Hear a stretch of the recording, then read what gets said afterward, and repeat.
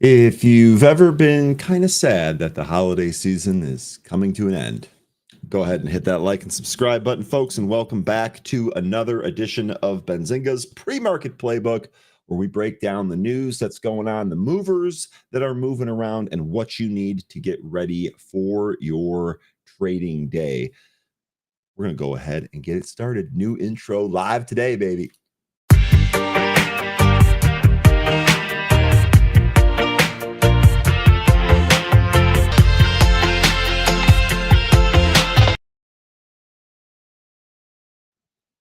Good morning and welcome back. And perhaps most importantly, happy Friday to all of you returning faces here in Benzinga's pre-market playbook. Good morning, Bigabees. I'm going to start with you here. Good morning, team. It is an awesome start to 2025. Let's get some more. I concur. Big W, Bigabees. It has been an amazing start to 2025 for us. And we absolutely look to continue that here today. So good morning, Kayla. Great to see you again. White chocolate mocha. You know I like starting my morning with a white chocolate mocha. Good morning, Jonathan. Welcome back. Big Bees. Good morning. Homer and Fairchild. Welcome back. Ralph. Good morning. It's good to see you. Sun-kissed Yogi. Welcome back. Hustle and bustle. Out here making money before it's time to sell houses. Do you sleep or do you just work? Hustle and bustle. Glad to have you back here. 3D in the house. Good morning. Welcome back. Good morning, Kevin from Florida. Good morning, Bobby. It is great to see all of you here today. I'm sad that the holidays are ending. It has been a great season. I hope that the holiday season has been awesome for you and your family. It has for me, and I'm sad to see it go. But the good news here is we should have a very, very interesting market to start the year of 2025. So I'm looking forward to being able to trade that. Now, looking around here real quick, we do have green arrows across the board, but the big thing here is, do we hang on to those green arrows? Or are we going to end up losing those green arrows like we've seen? We have not had a Santa Claus rally, and today is the last day for the Santa Claus rally. So do we actually get some gains?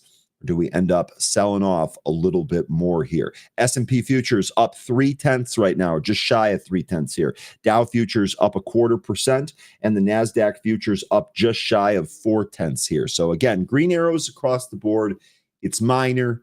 The big question for me is not what do the arrows look like now, but how do we finish and how do we close? We'll go ahead and see. Let's go ahead and break down the SPY here. Sleep is a wonderful thing between 9 p.m. and 5 a.m. There you go. That's about the same schedule that I'm on. Maybe 9:30 to 4:30 would be my schedule, just a little bit more, but I'm pretty much the same. Okay, we're taking a look at the SPY here. The levels are still the same. Yesterday we had kind of an interesting day in terms of the range of the candle. We did not quite test the 50-day moving average. That is to say, we did not quite print that price. We actually, looks like the high here in the pre-market was 592.15. So we were a full 70 cents short. We were a full 70 cents short from that 50-day moving average. We did test the 582.30 support area that we bounced from on December 20th. So that was notable. Again, that level is going to come into play here. We're currently at 586.50 on the SPY. The 582 level was yesterday's intraday low or thereabouts. It wasn't exact. And I would expect that if these green arrows can't hold here today, and we again turn to the downside like we have the last several days here, I would absolutely expect this 582.30 level to get tested. And I frankly, just given the number of tests that we've had here and how we're really just kind of trading sideways, I wouldn't be terribly shocked if this broke. We'll see if we get a 578.86 test there on the SPY, which is represented by that 100-day moving average. One of the stories that we're going to go into here today about market breadth is going to kind of touch on why I really want the SPY to come into this 200-day. I mean, in an ideal situation, this is what we do. And frankly, in an even more ideal situation, we'd actually break this 200. Hate to say this, but scare a bunch of people and have the weak hands kind of get flushed out, only to then return back to some of the highs or maybe even bounce from that 200-day. That's what I'd like to see. The market really doesn't give a damn about what I like to see. It's going to do its own thing. So we'll see if we end up getting that here. But the levels that I'm looking for here today, I'm sorry for being boring, but they're pretty much the same levels that we've been looking at all week. You see, James here is mentioning NASDAQ going to open in range. Yeah, I mean, absolutely. And taking a look at the SPY, like we've kind of been in this same range, haven't we? I know going into Christmas, we kind of broke out of this range. I'd maybe call 593 the top there, 593 to 582. That 11-point range in there seems to be the range that the SPY's in, less a couple of those lead up days to Christmas. It does seem like we're kind of just in a range here. There's really not a whole lot being done at the moment. So in any case, we're still waiting for the same thing, right? Like I'd love to see the 50-day moving average break on really good buying volume. I'd love to see stocks other than some of like the Mag 7 stocks that we talk about every day really outperform. And when I say other stocks, I mean other big notable companies, not some of these quantum companies that are running on speculation. That's actually this, in some cases, the sign of a market top. We'll see if that's what we end up getting. But in any case here, sorry about the long-winded rant. We're still in range here. We're below the 50-day. We're above the 580-230 level. Which one of those levels is going to break? I got to be honest with you. My feeling here today is that we stay in range, is that we don't break any of those. And as a result, we're going to end up taking a look at some tradable targets, smaller names, and then maybe even some of the bigger names. I know Tesla. I really want to get another look there at Tesla. We're also going to have Mark Petrino coming up later today. It'll be after the market opens. Mark Petrino is going to break down, I guess, his stock of the day and stuff like that. So it's going to be awesome. He's a great technician. Really excited to kind of fold him into everything. So stay tuned for that here. So that's pretty much it with the SPY. Let me go ahead and run down some of the different news stories here. The biggest one is obviously going to be on ticker X. And this is a story that we've been following for some time. We've been updating you folks on this one. X, of course, is United States Steel. And this is down here 8% in the pre-market. It was actually down 10% in the overnight trading on Robinhood. President Biden reportedly plans to block the $14.9 billion Nippon Steel merger. And Joe Biden decides on Nippon Steel $14.9 billion steel acquisition on Friday amid veto offer and labor concerns. So we kind of already knew that this was kind of going to go this way. I guess this is just official now. As a result, the stock is responding to it. I did come across some interesting commentary from a gentleman that I have followed for a long time. And real smart guy, and I just wanted to share some of his thoughts here. They're very much similar to mine. First of all, no one actually thought that Biden was going to let this deal go through, right? I believe Trump also said no, they weren't going to change his mind. Nippon would have run the assets 1,000x better, but we're not going to find out. Look at X versus ticker NUE, Nucor, which has performed much better than U.S. Steel over the years. It can be done in this country, but not by dinosaurs, and that's kind of the same position that I'm in. I do think that we can make some of these, manufacturing companies like U.S. Steel great again, to borrow the phrase. I don't know if we're going to be able to do it the way that we've used to do it in the past. I think things are changed here, and I think we're going to need a new strategy for that. So the comment about dinosaurs really kind of stuck out to me, more than just for this deal too. It seems like more and more things are changing. Just take a look at crypto. We've got a crypto story here that might make you giggle in a little bit. So things seem to be changing. That comment really kind of rung true with me. Really, this wasn't even news to me because, again, we've been kind of talking about this and what's going to go on here. And it's just looks like this is kind of official now. So deal's not going to go through. X, ticker X, Nippon Steel, or I can't believe that was a Freudian slip. Ticker X, US Steel, right down to this $30 support level. As far as a trade goes, do we actually hold this level? And you can see that this level goes back to 2023 as well, and even 2022, right? You can see here's 2021. This $30 level is absolutely a key level for X, United States Steel here. Love this. Hugh, can you imagine if Elon buys X just to get the name? As a matter of fact, I can. I mean, I would say if you had put anyone else's name in there, I would say no. But because you chose Elon, obviously his connection to X, the platform here, yeah, I could see this. I could see this. We'll see. We'll see what that ends up. We'll see if what ends up happening. Sebastian, happy Faloona Day. Hey, I'll take it. I will take it. It's a Friday, but if that's what you want to label it, I'm honored, and I'll wear that as a badge of honor. Anyway, with X here, this is what's going on. I guess maybe it will be worth watching to see if it bounces from this area or if it breaks down. I would say that if it breaks down, you probably have a short down to about 25 here.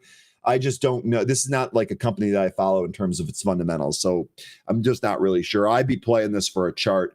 I'm kind of more interested in watching how this plays out, but it is worth noting $30 key level going back many, many years. That's where we find ourselves right now, down here 8%. So we'll see if we get a trade here in ticker X. Next, this one's a little bit more fun, and this actually kind of fits some of the things that we've been looking at here as a kind of like a theme almost.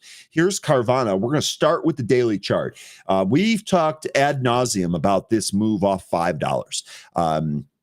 Again, this has been a multi-year move, but we've talked about it for some time. We've talked about the high short interest on Carvana. We've joked about the car vending machines. We've joked about its business model and all this other stuff that Carvana that is attached to Carvana. But if we start here at the chart, you can see we've had a really, really good run. Now we really look like we put in a top here, about 265. And so far, we've pulled back to the 100-day. Nothing crazy there. This all seems pretty good trading action, frankly. And like I said, after big runs like that, pullbacks are normally healthy here. Carvana, the news here is that Hindenburg shorts Carvana stock, claims the used car retailer's turnaround is a, quote, mirage, end quote. So Hindenburg here, again, we've talked a lot about Hindenburg quality research. We've seen a lot of their short reports actually affect stocks, of perhaps most notable SMCI and all of that. But Carvana basically coming here and saying that this is a grift. And I want to take quotes from both sides here. So I'm going to start with a quote from the Hindenburg report, and then I'll go ahead and give you a quote from the Carvana report. I should be able to, here we go. Let's see. Oh, I don't have a link to the short report in here. Let me see if I can find that. I wonder if they put it behind a paywall. Anyway, let me see if I can find that for you. Here was the update that I went off of earlier. Let me see if I can actually find the report for you. If you have Benzinga Pro, which you should, there's a bunch of different content here from yesterday that has to do with this short report in terms of the specifics that were said, as well as the update that they gave. But I wanted to start off here with a comment from each side, and then we can kind of go from there. And if you folks want to discuss this as a potential trade or just a potential discussion just in general, I'd love to have it. Carvana's been wild over these years. Okay. Wild. Here we go. From Hindenburg on Carvana. However, our research, including extensive document review in 49 interviews with industry experts, former Carvana employees, competitors, and related parties of the company, undertaken over the course of 4 months, show Carvana's turnaround is a mirage. Now, Carvana, of course, responded to this. In the 7 years since our IPO, Carvana has been one of the most heavily researched public companies. That we know is true. It's been a discussion going back and forth about this company for as long as I can remember.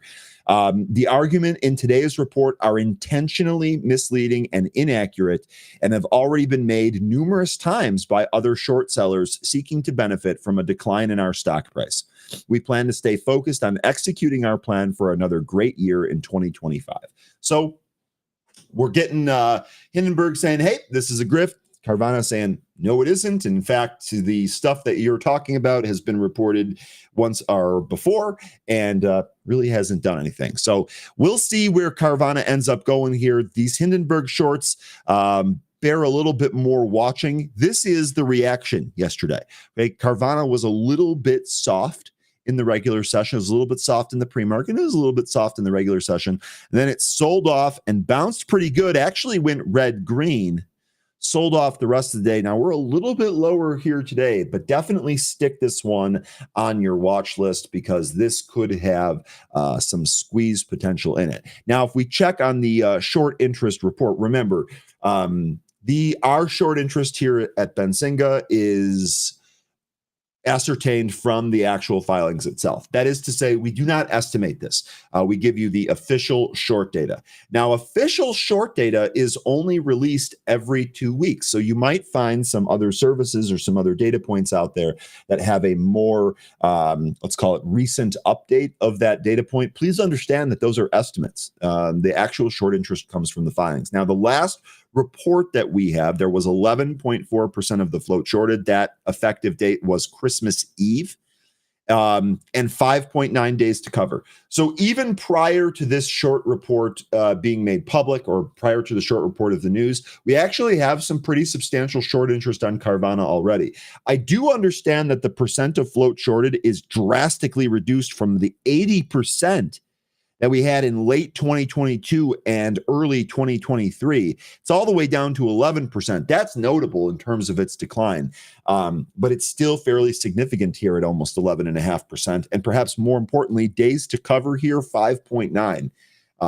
It could take a while to cover up these shorts. So, or at least several days to cover up these shorts. That makes this a potential short squeeze here if this does trade up. So I'm curious to see how this one trades today. I don't often trade Carvana. I could trade it here today. I would start real small because I really don't want to get slapped by this, which can very easily happen. But this is kind of what's going on with Carvana.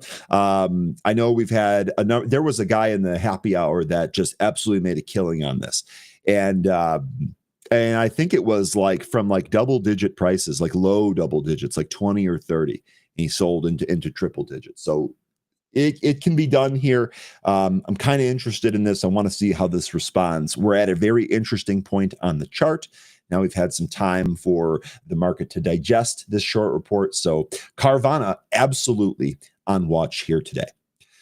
All right, next we're going to talk about China. Of course, analyst warns investors to, quote, stay on the defensive side for Chinese stocks as Trump tariffs Sorry, I lost my place there. As Trump tariff fears mount. Some stocks mentioned in this article, and actually, let me give you the article here real quick so you can kind of go over that yourself or keep it as a reference if you'd like. There you go. Some stocks that are in focus here from this article that we should take a look at. And I'm just going to run through the tickers right now. NIO is going to be one of them. You can see this is actually kind of a bottom chart. By the way, if you think EVs are going to make a bit of a comeback here in 2025, which I think is not a terrible idea given that some of these companies were pretty depressed in 2024. If you think they're going to make a comeback here in 2025, charts like this should look pretty appealing. This does look like a bottomed chart here. It really, kind of looks like the bottom's been put in here in the 3 handle.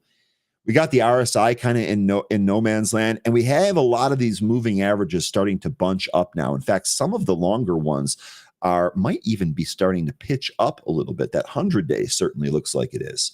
So we'll see if the bottom represents a decent entry point here, but for some of these EVs, but just understand this tariff story is kind of affecting it in the meantime. Another one here is going to be XPeng. Right, so that's XPEV, XPEV. Another chart that really kind of looked like it's put in a bottom here. This bottom looks to be about $7, maybe 6 and some change. So again, another chart that's bottomed here. If you're going to make the case that, hey, these tariffs are pretty much only being floated as a negotiation tool. They probably won't go through. Well, then maybe some of these might be attractive at these levels. Of course, the stock that everyone is going to take a look at when it comes to China news here is obviously Alibaba. And with good reason, frankly. Alibaba, one of the better known companies and better known stocks, or ADRs, as it may be, that's traded here on our market. It's liquid, it's active, and it's a well-known company. The other thing here about this particular chart is that look at this. Look at this thing sitting on the 200-day. And if we actually zoom in, there's more moving averages that this is interacting with here. We actually are currently finding resistance at the 500. Now, the 500 is pretty much horizontal, and it's about 85.50. I've got the actual value here at 85.53. But Baba really seems to be unable to break out from that price. The good news on the flip side there is with all of this talk going on, the changing administration, the new year, the problems in China, all of the stuff that's going on here, Baba refuses to break down, and it refuses to give up this 200-day very easily. As a result, I think the way that we could probably trade this is to kind of use that 200-day as our trigger, right? I might put, if we're going to do a potential swing long here, and I'd be happy to draw this on the chart here. I always forget which one it is. Here we go. Here's the long position. Let's dive in. Let's do a hypothetical Baba swing trade right now. Okay. We're going to take the entry point pretty much right where we're at right now. We're going to adjust our stop to about the bottom of this candle here from Friday, December 20th. I understand that's beneath the 200-day, but we want to give ourselves a little bit of room here in case it punches the 200-day and then in short order recaptures it. If you wanted to tighten that stop up a little, I suppose that you could. And then I'd want to set a target here kind of above some of these moving averages. I'd start here at about 95.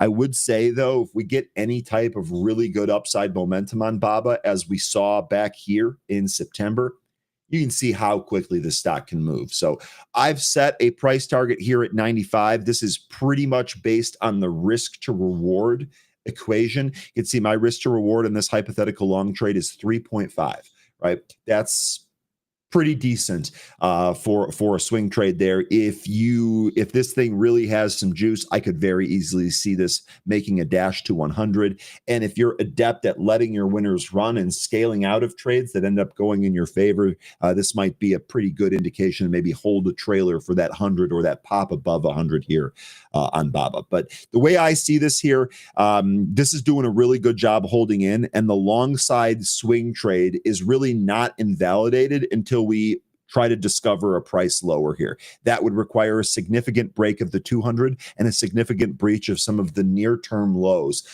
And then we also have some levels that this could go down to and find some further support. So we'll see here. Whether or not the tariffs go through, what they actually do to some of these stocks, or whether or not these are just kind of negotiating tools and going to create some volatility either way. As traders, that would be good for us in the long run, right? We are going to make money off stocks going up and down, depending on how you trade that. One more stock to put in focus here. We're not going to do a potential trade on it, but it is worth mentioning here, JD. Kind of similar. We've really kind of come back in. There's a whole bunch of gaps that we are going to need to fill from the move up that we've had recently, but same deal here. We do look to be at a fairly decent support level. We're actually above the 500-day, and we're a little bit more above the 200-day here. So maybe that can bounce off that 200-day. But anyway, stay on the defensive side for China stocks. I know that's what the analyst was saying. I gave you a pretty defensive, pretty conservative, long side swing trade on Baba if we kind of hold this area right here. So that's kind of how I would look at that with some of those Chinese names. Okay, quantum ETF, quantum news here. Quantum computing stocks like Rigetti. Let me bring that up. RGTI. This has been a great winner for our group here. Look at this chart. Look at this chart, guys. Just really, really a great winner here. You folks have been on the quantum names from the very beginning. And it has made for some pretty good gains here late in the year. Some of these quantum names, I'm sure, made some people's years right before the holidays. That is a beautiful thing.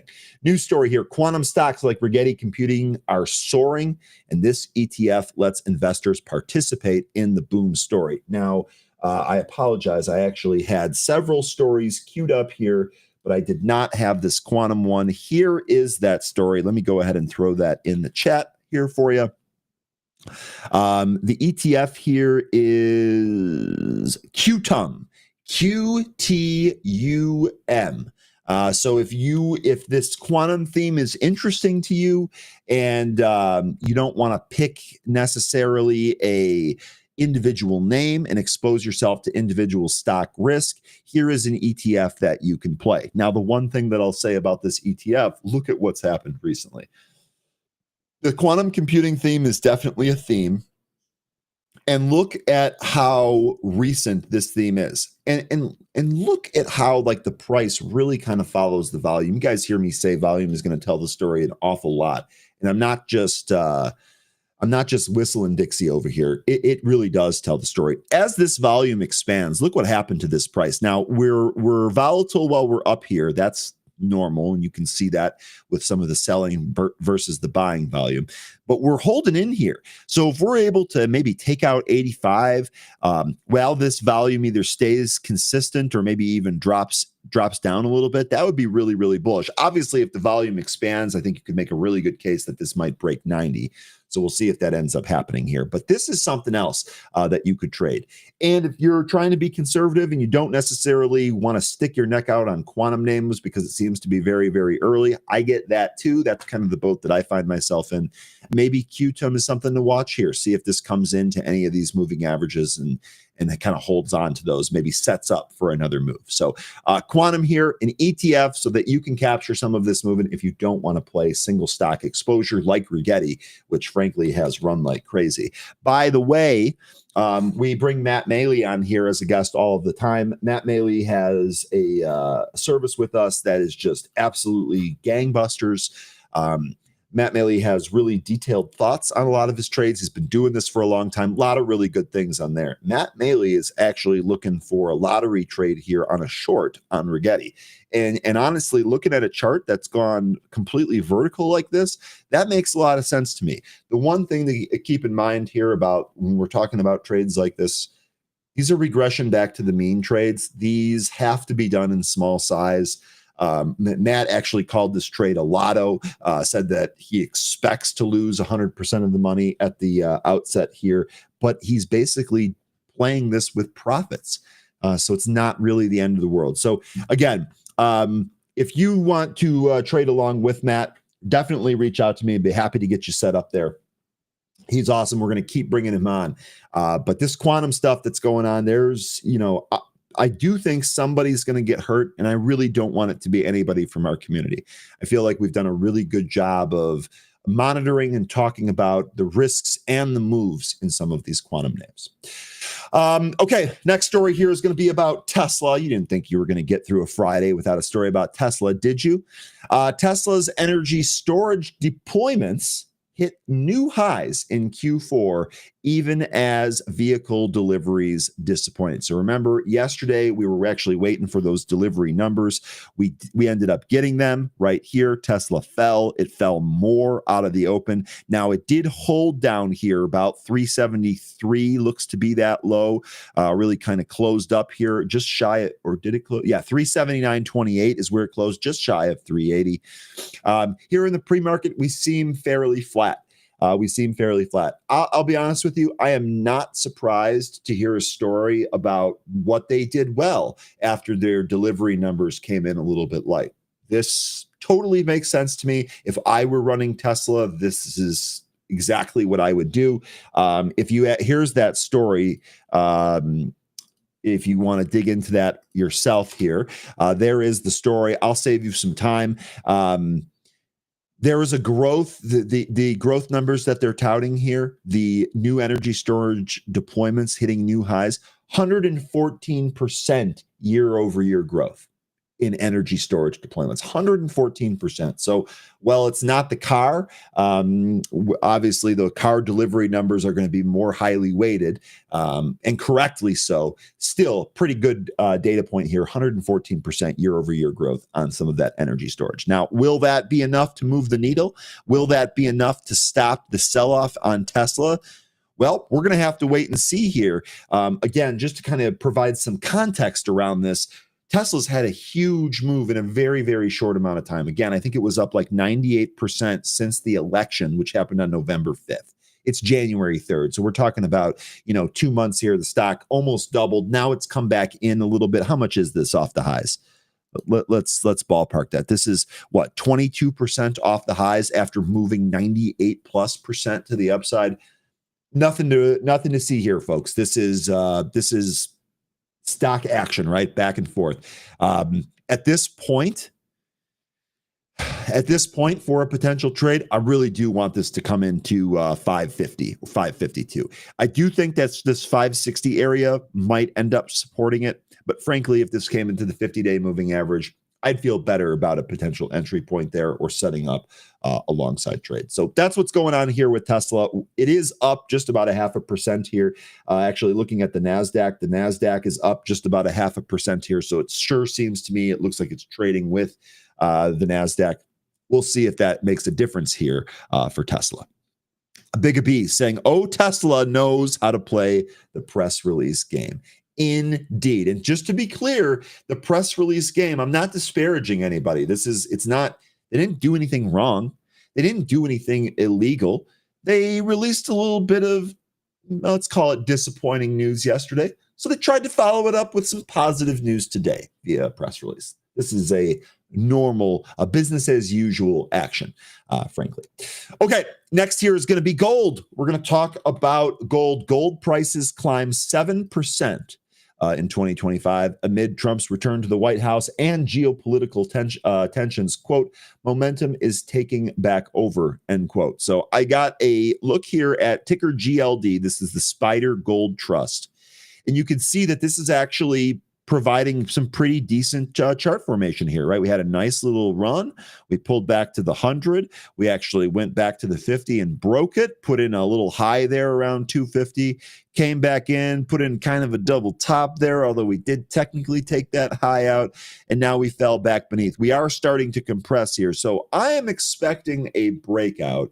And much like the story says here, given the return of Trump to the White House, I know he's bringing on people that are looking to change a lot of things. A lot of his cabinet picks are actually looking to institute change and break the business as usual flow that's kind of been going on there.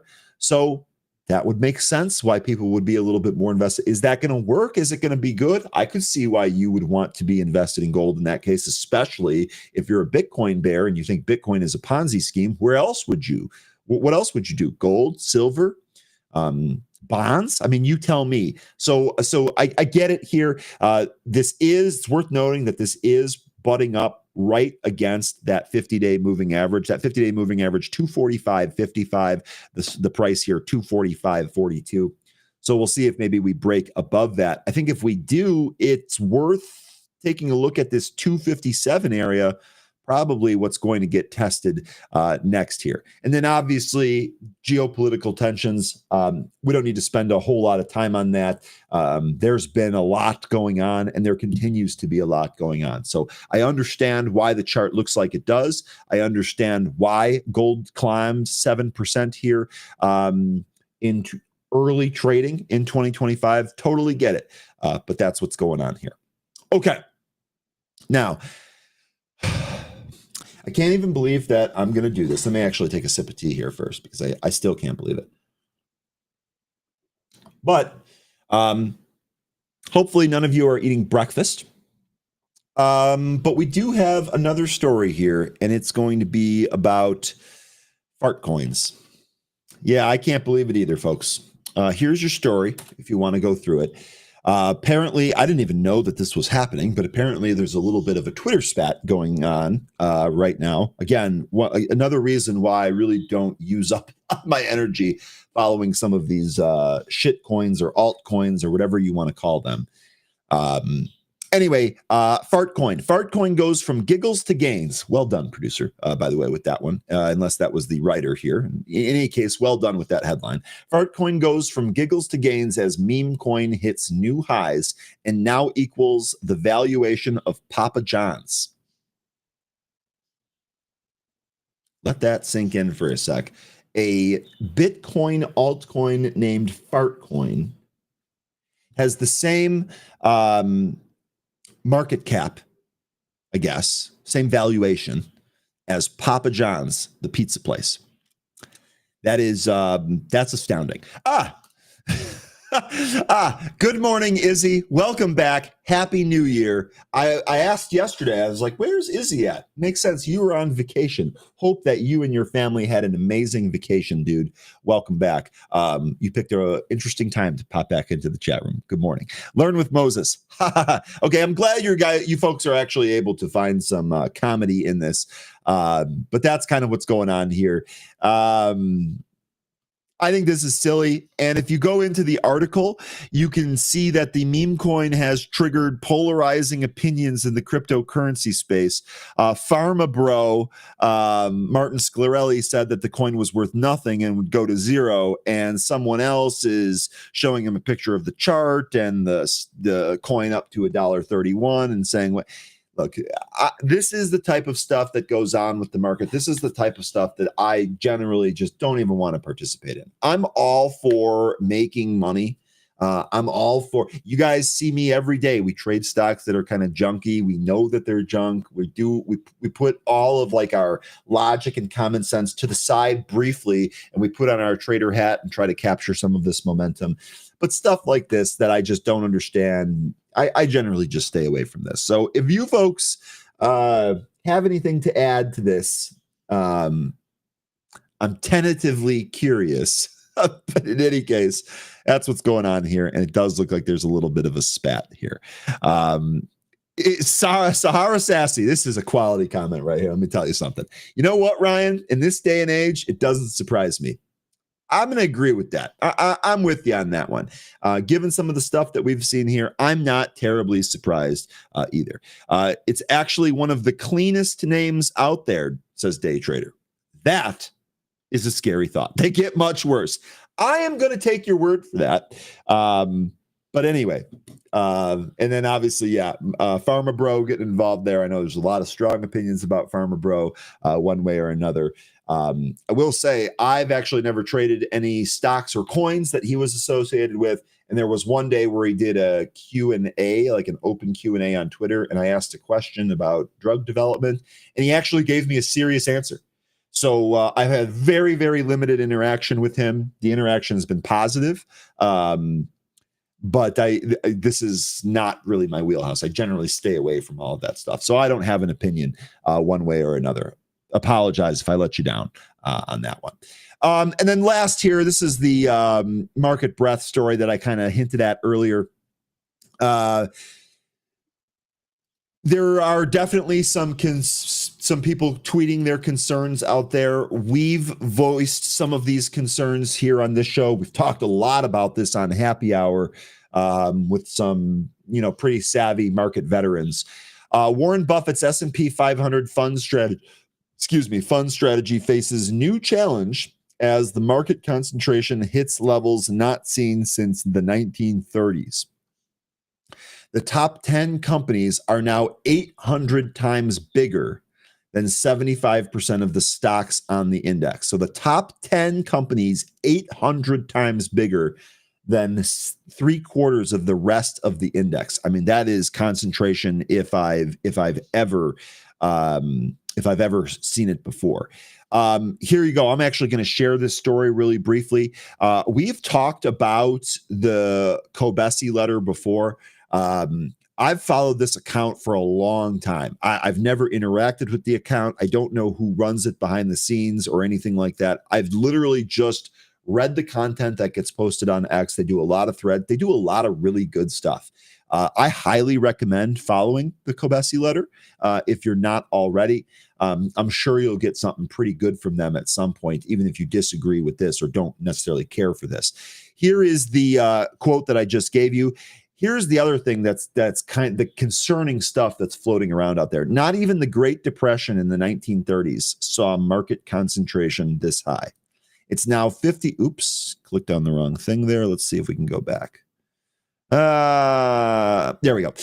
It's now 50% more concentrated than 2001. So make of this what you will. I don't necessarily think just because we have concentration that then equals a market sell-off or something like that. It's not what I'm trying to say. But I think that as traders, again, it's always going to be in our best interest to look at both sides of things and be aware of what is possible out there. So you have a number of concerning indicators flashing some warning signs. The concentration has been one that we've talked about quite a bit. And it looks like that's getting more and more talk now. Will that matter?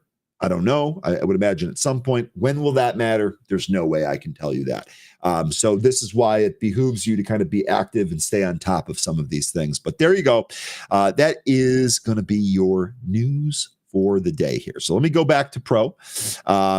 We can start talking about some other stocks here. What time is it? 8:40. God, we're going to have 13 here pretty soon. We're going to be able to do the movers here pretty soon. Let's set up here real quick with the economic events. Today, we are expecting the ISM manufacturing data. We get that print at 10 a.m. I'm not sure if that's going to move the market here today. In fact, I'd be a little surprised if it did. I would imagine that that's probably going to be a nothing burger, but we'll see. We'll keep an open mind. Next Wednesday, we actually get the FOMC minutes. That will likely move the market. Wouldn't be shocked at all. And then remember, CES 2025 is on next week. There's going to be a number of keynote speeches. We talked about this yesterday. Jensen Huang will be kicking it off on Monday evening, and we will be restreaming that here on Benzinga. So if you want to take a look at some of those things, what's going on at CES, and follow that, we're going to be doing some of that. Love that yesterday we had some chatters talking about CES. Hadid, if you're out there, I know that you're going or you're watching, and you have been for years. Awesome stuff. Can't wait to get reports on that. So those are the events that we're kind of waiting for. ISM here today. We'll see what it actually does. And then minutes and a CES conference next week. Okay. Let's see. What did I miss? All the EV stocks moving, PEV now. One thing to keep in mind, and again, this I wish I could say that this was my idea. It isn't. And so we're going to apply a citation when needed. One of my market mentors had said that one of his themes for 2025 is going to be a rebound in EV. And the way that he's going to capture that is that instead of trading individual EV names, he's going to look at something like Albemarle, which has materials and components that go into EV cars or is involved in the manufacturing process, almost like a thing behind the thing trade. And if you take a look at Albemarle here, you can see this is actually down from like $320 in 2022. This traded up when the EV craze was being hyped and talked about, and when reality set in, this traded back down. This is right at a reasonable level for Albemarle. And if EVs turn around, or if that demand turns around, or if they rebound, as this gentleman is speculating, this should be an excellent trade and should provide some pretty good returns over the course of this year. Quick look here, Albemarle, forward PE 77, so a little bit elevated there. But again, just showing the range here of this stock. This could really go as well. So if you're into EVs, if that's something that you're looking at, maybe this is something to take a look at. But Jonathan had mentioned some of these EVs have moving. This is PEV, Phoenix Motor. This is a penny stock. Sideshow, dobrze, bardzo dobrze. Hopefully you are as well. Don't know how to say that in Polish yet, but we'll get there. Anyway, PEV, this is a penny stock EV company. This is moving. We talked a little bit about NIO and XPeng when we talked about the whole China relationship. These aren't necessarily moving and might have some other news there, but just something to keep in mind on that EV theme there. And then I noticed that, let's see, top 10 or 1 trillion. ONDS, watch out for the volume. Okay, so we'll take a look at that. Dynamic brush and sideshow. Oh, you guys are both in Poland. Enjoy. Last day in Poland. Enjoy. And I want to see pictures too, if you can. Be sure to shoot some pictures over. Okay. In any case, though, let's take a look here at ONDS. I did notice that that's having another morning here. And we're trading back up. So really, really good to see. Here's the one thing that I'm kind of looking at. All right. If we look at a little bit of a bigger time frame, I had the 5 minute and the 1 minute up here just a second ago, but if we look at a little bit bigger time frame, This area right in here, let's call it 330 to 350. Let's just call it that. This 330 to 350 area has clearly provided some recent support. Now, if we look at the actual stock trading here, really good stuff, right? Higher lows, really good action, impulse moves, corrective moves, maybe some sideways, then another move higher, maybe a little bit of sideways, corrective move higher. This area right here is really what I think needs to get taken out for this stock to make marketable gains higher. I don't want to promise that, hey, if we take out 330 or if we take out 350 here, to the moon we go. I'm not going to make any promises like that. But certainly looking at this 15-minute chart, given some of the news flow that we've seen, given the compliance, the regaining compliance that we've seen here, all of this really, really bullish. Let's see if we can pop above 350. Let's see if we can clear some of this out. This would be really, really good. I think if this stock starts getting towards that $5 handle, you might start hearing me sell some of this. Again, this is a long-term hold. I don't feel rushed to sell this. I definitely, like, when this trade is completely done, I want to see double digits out of this. This thing was trading at 50 cents for a while, under $1 for a while, ample time to add thousands and thousands and thousands of shares to lower the cost basis. So now that I've done that, now that I've carried a bag for over a year, now that I've dollar cost average into this, I really want this to be a huge winner. And I have been following the company for a while. So let's see if we can't get 330 to 350 taken out here. And actually, one more thing that I noticed here, I don't have any of these positions, but I was taking a peek. It looks like there was some option activity going on in some of the future contracts. So there was a bunch of open interest being held in the March 250 contract. Boy, that looks pretty good right now. Those are still being held, by the way. I wonder what those were bought at. The June contract, this is where it really gets crazy. And I'm sorry I don't have a graphic. Anne Marie, appreciate you. Do a great job with the morning show here, Ryan. Appreciate you, Anne Marie. This is the morning show that leads in to your segment, which has been a money printer. I may have hesitant to even say that, but man, your segment has been a money printer here. So I really appreciate that. That means a lot coming from you. Thanks very much. And I look forward to getting 2% better every day over 2025 as we continue to fold in more value and more benefit to those that want to catch that worm in the morning, the early bird getting the worm. Okay, really quickly, ONDS, just to kind of finish up the thought here. The open interest, listen to this. The open interest here in the $2.50 contract for June, 13,326. 13,326. There's probably someone sitting on a tremendous amount of profit there. And then this is the really good part. The 5 call and the 750 call for June have 8,200 contracts in the open interest and 5,700 contracts respectively. So there's definitely some option players that are looking out here that see upside on this. I'm looking at a 15-minute chart here on a stock that has a theme behind it, that has good recent performance behind it. It sure looks like 330 to 350 is about to fall here. And if it does, giddy up. That's exactly what we're looking for. Okay. Let's go ahead and bring on 13 here. Let's see how he's doing on a fun day Friday. Is that trademarked by anyone? Can I say that without getting in trouble? Anyway, fun day Friday. Let's bring on 13. 13, happy Friday, man. How are you doing today? Oh, I'm just all over the place trying to get ready for the weekend. I got a lot of things I got to prepare for. Remember when you asked me if we were going to get some cold weather down here? Yes, I did. Yeah, we are. Okay, so shouldn't that be good for natural gas? Probably. Might be good for Generac as well. Maybe if it's bad enough, which I don't think it'll be, it could be, bad for some, plastic piping. So, pool equipment might suffer as a result. Just a few things that come to mind from the, when we had that big Texas freeze several years ago or a couple of years ago. The thing is that I don't think we're going to get too low. Like the forecast that I've been seeing for at least down in my area is going to be low 30s. So Okay. May not get quite to freezing, but we'll see. But yeah, it Okay. would be good for natural gas. I just don't know how much of an impact it's going to have. Interesting. So looking at natural gas here in the pre-market, natural gas is actually trading lower here, down by about 5% here. Looks like it was trading pretty steadily overnight around 366. Looks like we've pulled a little bit here down to 346.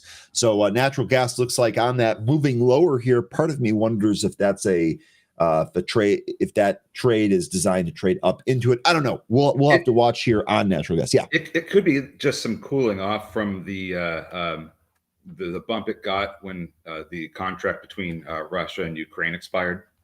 Okay. Remember when we got that news, and then Yep. natural gas kind of took off a little bit. So I think we're just kind of cooling, because I don't know if the market's really considering this Arctic blast that we're supposed to be getting in several states. So maybe they'll pay more attention to it once it actually happens. But by then, it's supposed to be taking place as early as Sunday. Okay. Well, that's something to watch there, and that should fire up some of those names. We'll see if we have any movement maybe next week. That'd be something to trade. With natural gas being down here, maybe that's something to load into. But appreciate that, Sure. 13. Appreciate you mentioning that here. Real quick before we get on with the show here, bounce back for Chris saying good morning, hello friends, doing his best Jim Nance impression as always. Good morning, Chris. It's great to have you here. Thanks for joining us. Bounce back saying Rivian, my swings are back alive. Yeah. If we take a look at Rivian here, Rivian trading up almost 6%, 5.75% here, just taking out that 14 handle. You wanted to know what the news is? Ask and you shall receive. Bounce back news here is the Rivian deliveries.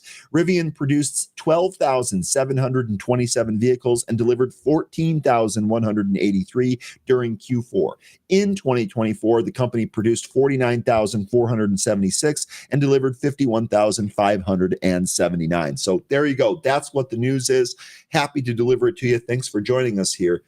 But if you want that news in real time, that's right, you need Benzinga Pro. Be sure to check it out.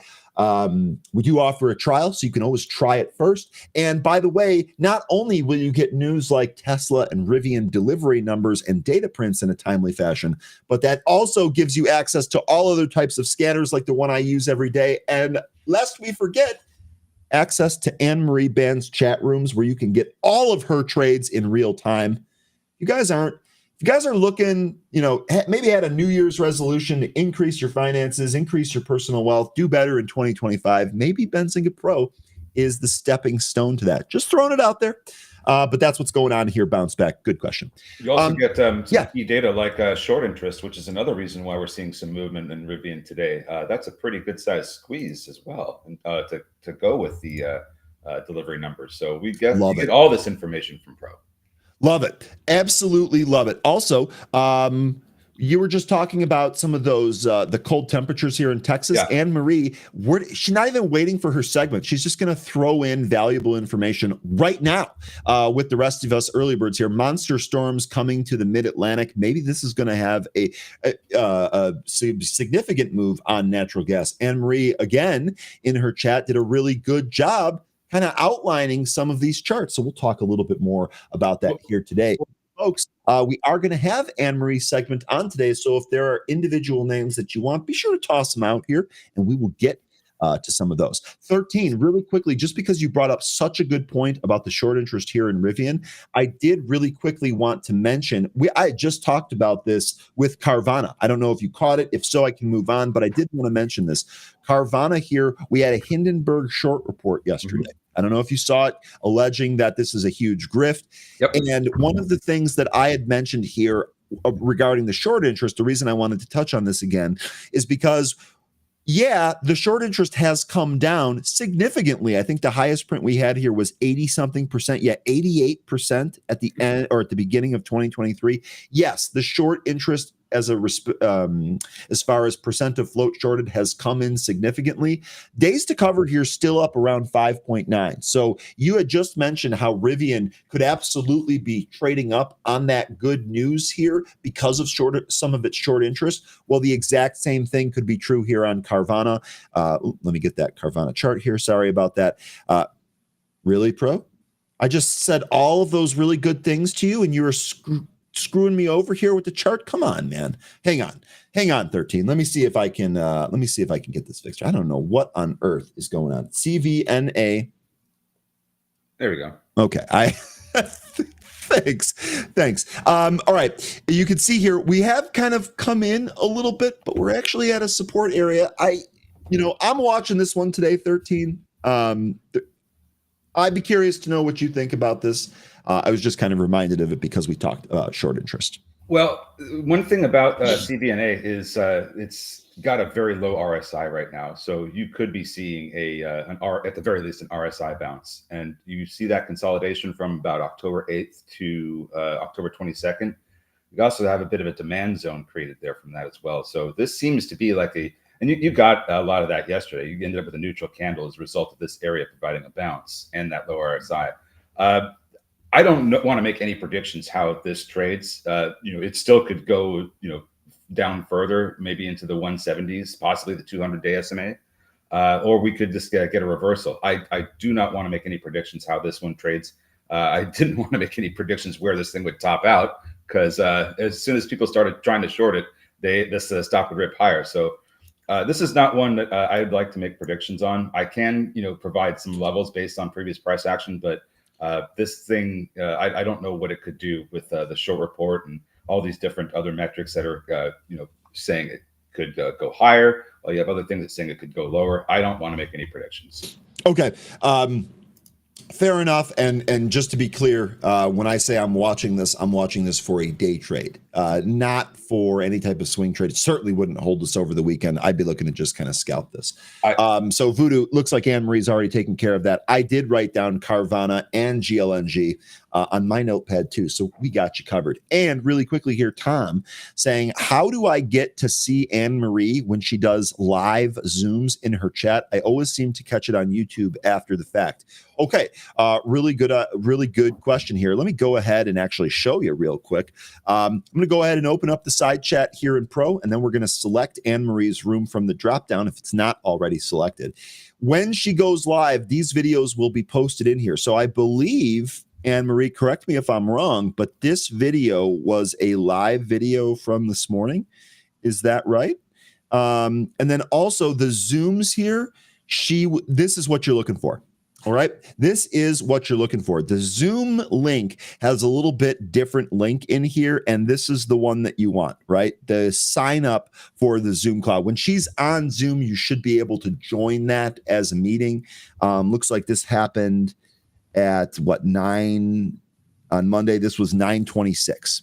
Okay, so there you go. This is the type of post that you want. The reason it's formatted like this is because obviously you can call into that meeting on a phone if you don't have the ability to listen to it on the computer. That's why it looks like all of the information that you need, whether the meeting ID, the passcode, the link itself. Here you go. Here it is again. The time, all of that stuff is going to be here in her chat. So if you're looking to really kind of follow along, you kind of want to keep her chat open, or this is what you want to do. You want to click on this little alarm bell right here. It's either in the drop down list or it's at the top of the room with the room selected. This alarm bell here are notifications, and you'll be notified then anytime there's a new post in her chat room, and that notification will be stored here in the notification center. So you can always keep track of those and have yourself alerted to that. Tom, let me know if that answers your question there. We could also ask Anne-Marie to that. It looks like Anne-Marie's already answering questions here. Look at her just doing work out here, not even waiting for her segment. That is awesome. Real good stuff there. Tom, let me know if that helps. Let me know if you need some further help. We'll make sure you get what you need. And then here, really quick, sorry, 13. Anne-Marie has one today at 12:30 Eastern, and we'll put a link out about an hour before we go live. She's going to do everything she can except for clicking the big button that says join for you. So appreciate you, Anne-Marie, making it real easy for everyone. There you go, Tom. Good stuff. Okay, 13, you call the ball. Where are we going next, boss? Well, I wanted to touch on a question that Conditionally Accepted had asked when we were talking about Generac and the cold weather. Generac has come down off of its highs. It actually double topped and has come in. And this is, this whole run started with the the hurricane season and different things that were, the impacts it was having in the southeastern part of the United States. This has since come down off a double top, and we've been getting support from the 200-day SMA. We're also having a low RSI of 32.48. We also have the MACD curling. This looks like it's turning around. I don't want to, give any indication as to how high this could go because I don't really know. But it looks like this is starting to turn around, and that seems to be pretty clear. I just don't know what kind of price action we're going to get if it does start to move upwards. I'll be honest, 13. This is one of the little nuggets already here today. Mm-hmm. I didn't look at this chart. I haven't looked at this chart in probably several weeks. And now that you've called it to my attention here, what a spot we are at here. You are absolutely right. You have the RSI literally curling back from oversold. The stock is literally holding its 200-day. It just tested it what looks like 3 days ago on Monday, December 30th. This absolutely looks like it wants to trade back up here. Now we're talking about a theme behind it. MACD looks good. RSI looks good. 200 DMA hold looks good. Curling price on the daily looks good. You know what? Guess what, Anne-Marie? We might have another one that we need to look at here. Generac also added to that list here. So I haven't looked at this chart in a long time. This actually looks like a really good spot, 13. So appreciate you mentioning this. Who else brought this up? And it was conditionally accepted. That conditionally was accepted. Appreciate you, boss. And if you make money off this, well, hey, I have a Generac now. It's not completely hooked up yet, but it will be, and you're going to be getting, some of the money I paid to them, you're probably going to end up getting. So there you go. Okay, there you go. My buddy has a Generac and he swears by this thing. So not surprised to hear it. Okay, real good stuff here, folks. Feel like we're really crushing the morning prep here. Okay, was there anything else that you wanted to do on this one? Do you want to move on? You want to start with some of the whole movers? thing? Yeah, let's do that because I was looking at the movers list and it didn't seem like there was a whole lot of really big runners this morning. Maybe one that's over 100%, but not a whole lot else. Okay, real quickly here, I'm going to start with this because this is actually something that I'm investigating at the moment. Yeah, there actually was a SEC filing here on ZYME that is making this pop, and I noticed that it wasn't in the news feed here. So I'm investigating the why. For those of you that want it, here's an actual link. There we go. There's an actual link to the SEC.gov Edgar archive for the document itself. Insider purchase here, driving the stock higher. That's what's going on with ticker ZYME. Just really quickly, this is a 56 million share float stock, so not quite in our butter zone. But the short interest is notable, 7.73%, 10.38 days to cover. Now we have a positive SEC form that might be driving this to the upside. So some potential squeeze stuff in there. Again, still investigating why this wasn't in there. You did have some recent insider buys. So ZYME, keep this one on your watch list. No position here for me. You might be asking, what does the stock do? Clinical stage biopharmaceutical company dedicated to the discovery, development, and commercialization of next generation multifunctional biotherapeutics. There you go, ZYME. Okay, that was the first mover here, 13. Let me go ahead, and I had this sorted incorrectly. Let's start here. The first one at the top of my list. Oh, here, we're going to do it again, aren't we? Pro is going to give me, you're going to give me a heart attack here. It seems like that's, I might be wrong, but it seems like that's kind of like a trading view thing, but I might be wrong. Yeah, I'm sure it's a communication between the licensed element and the back end here. I know we just recently made a change. I'll investigate it. Clicking really quickly, it's a non-factor because clicking a different ticker and then clicking back to it seems to resolve it in all cases. But nonetheless, ticker NITO here. This one at the top of the list here. N2 Off is the name of the company.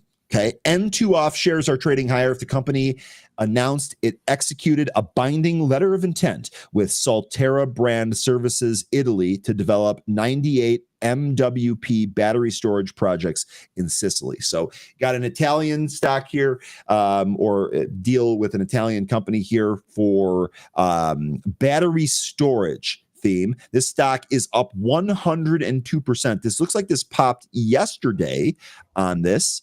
Oh no, excuse me. There was another contract. So this is interesting.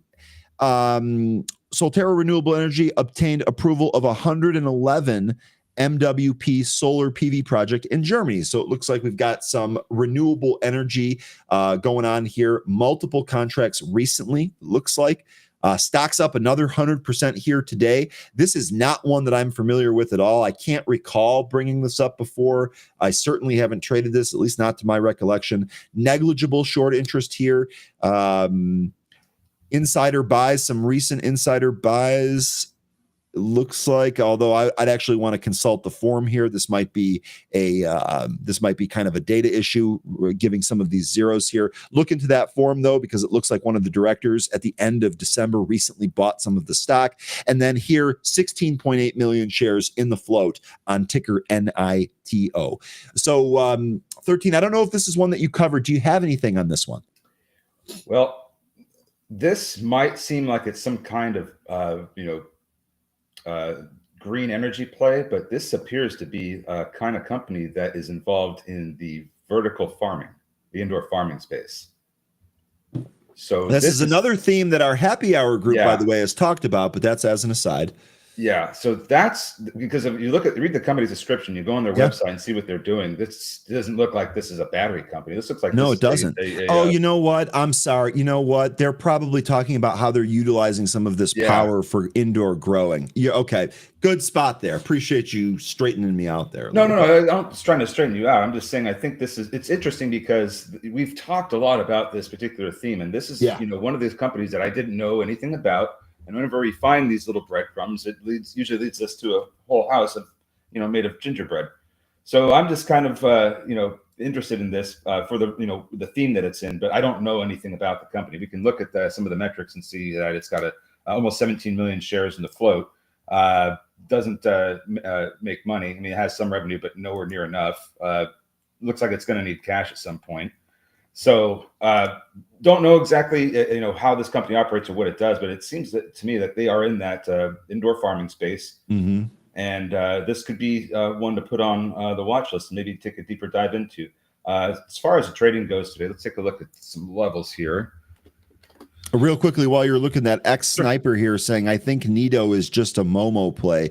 X-Sniper, I think that there's a lot to that. Judging by what we saw yesterday with the volume and the movement, it definitely looks like we're getting some continued momentum here today. I think that's spot on. But again, I don't want to dismiss what 13 just said here because in the happy hour, this has been kind of an ongoing discussion without a resolution. So 13, I think you're spot on. This at minimum requires a little bit more of a deeper dive into this, but you're right here. Maybe that's going to be disconnected from the trading setups that we find here today. So what do you have for some of those levels, boss?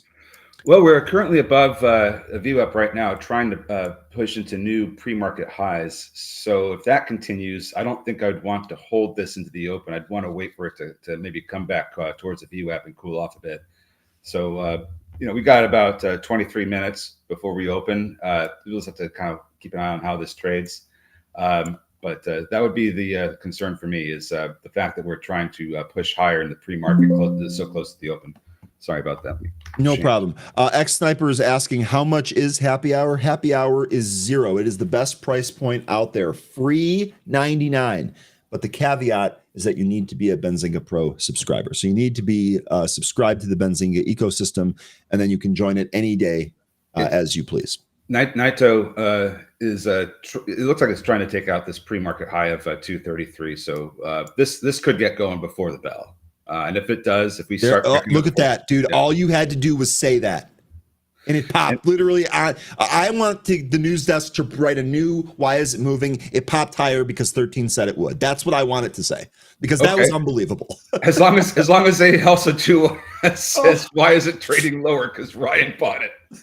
There we go. Okay, fair enough. Well, no. You know what we should do? We should come. That's actually hilarious. We should come up with a proprietary indicator set and see what we can do with that. Okay. All jokes aside here, Nito did actually pop to some new highs there. Yeah. So I completely agree with you. Keep this one on your watch list, but I'm with you here. We definitely want this to pull back a little bit and set up before we're trying to take it. Yeah, and I'll give some other levels as we get closer to the bell, if depending on what this does, because it seems like it's just going to be in pushing up mode for now. Okay. Real sweet. We got some Mo on our hands here early, folks. NITO at the top of that list. Okay. Next here is going to be MFI, ticker MFI, Mary Frank, India. This is MF International Limited. This stock was a penny stock yesterday, and today we popped as high as, what did we get here? 175 on that high print. We've come back in VWAP at 142. We're holding the 130 area. It looks like 120 is going to be one of your downside levels here. Did we have news on this one? No, this is one of the ones we had no fresh news on. In fact, I don't see any news since November of last year on this. So this might just be a little bit of a kind of a Momo name. Negligible short interest here. Let's see if there's anything on the insider transactions of note. Nope, nothing since 2015 here. Stock has 4.2 million shares in the float. On average, the stock trades 215K shares. Today, we've traded 45 million. Something's obviously a little bit different here with MFI. You got anything on this no news runner here? Just trying to see if there was a good reason why this was running, aside from maybe relative volume. I can't really say. It looks like it could just be another one of these, these China pumps, being that this is a company that its operations are operated by subsidiaries in Hong Kong. So that China connection, I think, is why we're seeing this movement on no news. That would be my guess. As far as the float goes, like I think you mentioned, 4.2 million. The company doesn't really have the greatest. I mean, I don't have any income statement read on them, but their balance sheet is, got some data on it. But this could be RMB, so that conversion would pull this cash position even lower. This is just another.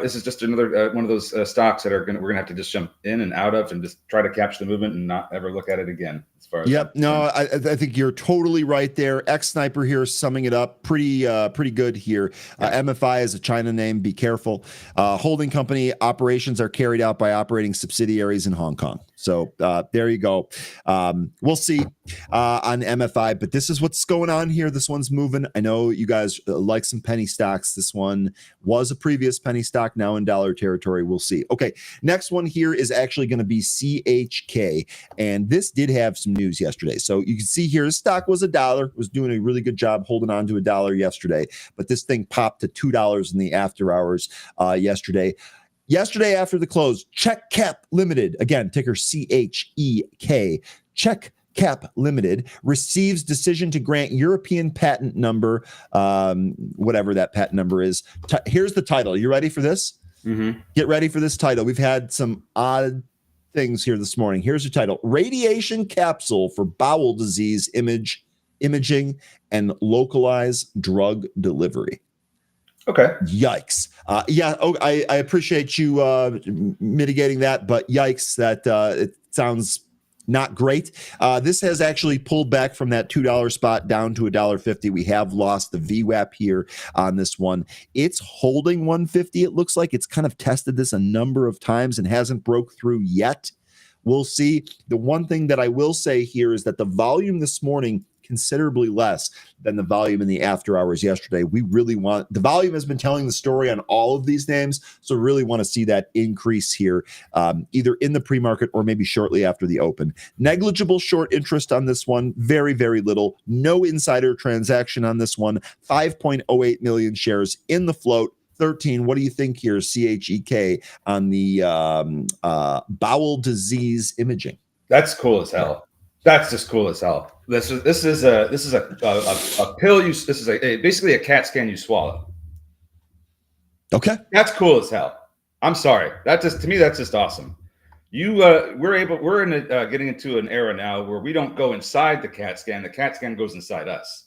So we just swallow this thing. I mean, that. This is basically what I'm getting from this. You swallow this capsule, goes through your system, imaging everything on its way down. It's got, that'd be cool. You see this little light kind of show up in your belly while it's moving around through your I'll be honest, that would be cool in science fiction. Like, I think I might be a little freaked out if I watched a light from inside moving around my digestive tract. That might freak me out a little. Hey, I was a kid once. I swallowed, my fair share of change. So this isn't going to be anything new for me. me, but this is a really really cool device. At least, but it's got a patent, so they don't obviously have it yet. But whenever they do start making this thing, that's going to be interesting. Anyway, so aside from the news that I'm gushing over, this does have 5 million shares in the float. Looks like they do have some cash on the balance sheet, but no revenue. They're losing money at the rate of about 2.5 to almost 4 every quarter. Seems like they don't need to raise cash immediately, but seeing as how this is just the patent and I don't know where they're at with production, they might need to raise in the future. I don't have a whole lot more to look on from that. We could just check out some of the levels here. Currently beneath the VWAP. Being that the news came out yesterday, I think a lot of that big movement happened yesterday in the after hours. No question. So for today, the thing that we're going to want to see is just simply a recapture of VWAP, and then we can start looking to the left at some other levels. You can see in the pre-market here, we've already tried that twice and have not been successful at holding above the VWAP, even though we did break it. We need to see a break and hold above VWAP, and then start to move away to the upside from the VWAP for more trades. Okay, I think that's cyanide. I think that's spot on there. Real good stuff there. And hey, a couple of things here. Learn with Moses, summing it up here. We had farts and bowel movements on a Friday.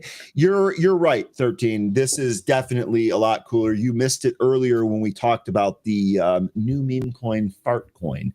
Oh, jeez. Look, it's crazy. I got the article if you want to read it, but that's kind of where the jokes were emanating from earlier today. But really good stuff there. Emanating?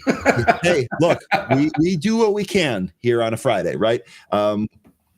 Wordsmith, right? Mm-hmm. We'll try to do that. Okay, next on the list here, and this list is changing around because a lot's going on here. Yep. While we continue to tell mid jokes, if you will.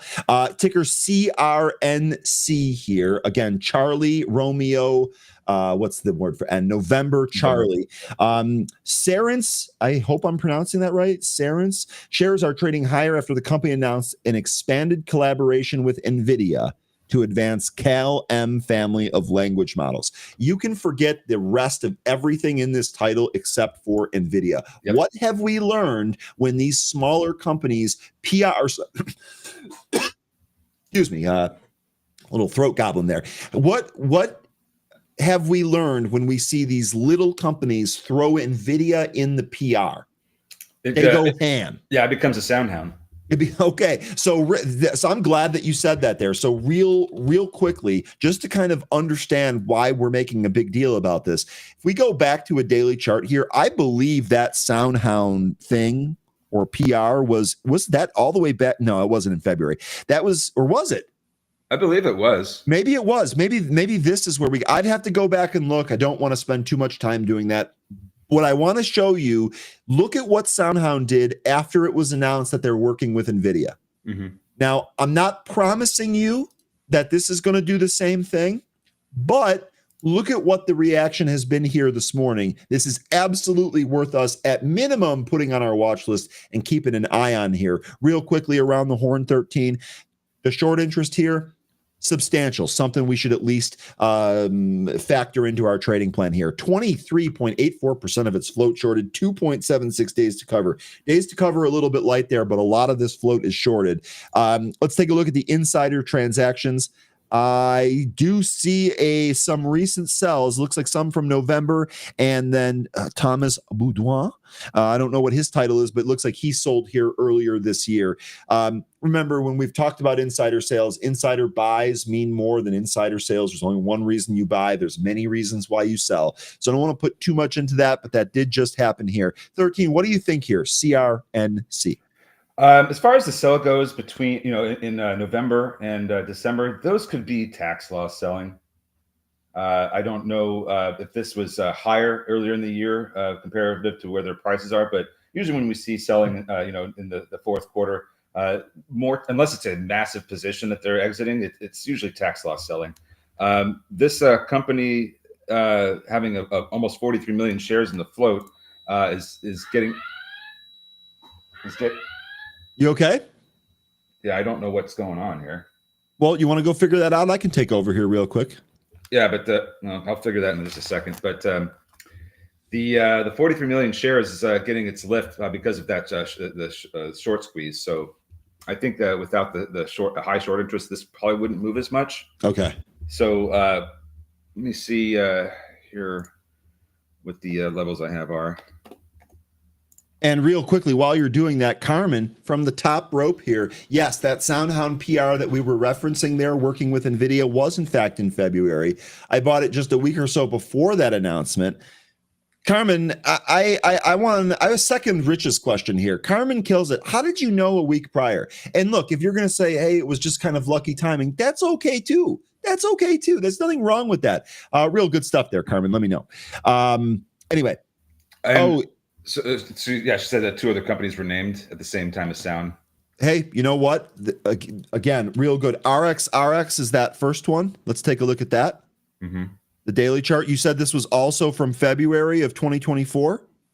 So that was going to be right in here, right? Right in here with this volume. This has kind of come back in, but initially we got a pretty big run off that. I'm assuming it's the same time frame there. And then NNOX. Look at this. Same deal here. Now, yeah. NNOX has come back in and is starting to curl, but really good stuff here, Carmen. Sharp memory for keeping that front and center. Yeah, and as far as CRNC goes, on look at the chart here, it seems like it wants to take out 1126. That's the current pre-market high. It's above view up right now, but the MACD looking a little weak. Like this could roll over soon. So if we don't get a break and hold above 11 in this next these next 5 minutes or 10 minutes before we open here, this could end up falling at the open. So that would be something to be watching for, because we could be getting a little bit of a pre-market head and shoulders here. Okay, real quickly here, Chris, who's always looking out for us, saying the Klingons are attacking you, 13. You might want to get on that. All right. So make sure everything's okay here. Do you want? Yeah. I'm gonna hide your camera here for a sec. Make sure everything's okay. We'll get 13 back when he has the Klingons and or the Borg subdued and under control. We want to make sure that we can get through this market here without any interference from other Star Trek universe potential enemies. Okay, I'm gonna keep going here. Next on the list, my baby ONDS here, Ondas Holdings, when we have news here today. Ondas Holdings shares are trading higher after the company announced it secured an additional FAA BVL OS waiver for expanded drone operations over people and moving vehicles from a remote operation center. Remember, Ondas's thing here is autonomous drones. And all of that, they're getting more approval for the stuff that they're trying to do. We've seen recent contracts for ONDS. We've seen them regain compliance, eliminate debt off the balance sheet. Everything seems to be going in the right direction here. Knock on wood. I don't want to jinx it, because this has been a turnaround story in the making for a while here. But another newsprint here. The volume actually looks good here in the pre-market. The trading action here in the pre-market looks pretty good. One of the things that I was saying earlier when we were taking a look at this was going to be this area right up here, this 330, maybe 320 to 350 area. Let's see if that gets attacked here a little bit more today. You can see we traded right back up into that 330 area, got as high as 335. And came back in a little bit. I'd love to see what this stock does here at the open. Again, have some high hopes for this. It's been great so far. It's been a pretty good pre-market. Keep this on your watch list. I'll say this, given some of the other stocks that we have making some movements here, and because I have a longer term position on this, I'll probably actively trade around some of the other positions. Okay, I brought 13 back on. 13. What's the sit rep? Oh, my wife opened the back door without disabling the alarm. LOL. Not Klingons, folks. Everything's good in 13's neck of the woods. There we go. Not Klingons, but just as ferocious. Ooh. You said that, not me. I know her as a very, very nice lady. So I'm not taking the bait on that one, 13. No siree, Bob. Okay. ONDS 13. I basically just kind of broke down. We basically got some news here. It's worth mentioning. Here's your daily chart. You can see where this stock has kind of come from. Like I mentioned, when I first started trading this, my first purchase was in the 9s. Oh, wow. Yeah. But you know what? We've really, again, when I talk about starter positions, I really mean that. I really mean that. I want to make as much money as possible too. If I could make $1 million here today and disappear for a few weeks, buy a Lamborghini, I'd do it. But it is what it is. Got to have a longer term approach. You don't get money doesn't grow on trees. You don't get rich overnight and things like that. So when I talk about a starter position, I mean that seriously. You can, if you believe in something long term, you don't need to go full bore into it. You should have plenty of time. When this stock traded beneath $1, instead of crying about it, I said this is a gift because I don't think this company is going away. They got a lot of things working for them. I think drones are going to be huge in the future. I didn't know that we were going to get some weird drones off the coast of New Jersey that was going to kick all these stocks up. I couldn't predict that, but I did see that drone warfare and drones usage was going to proliferate substantially. It was one of the reasons I stayed in this thing. When this thing was under $1, I pounded the offer to add shares and lower my price on this, despite purchasing first in the 9s. It don't matter.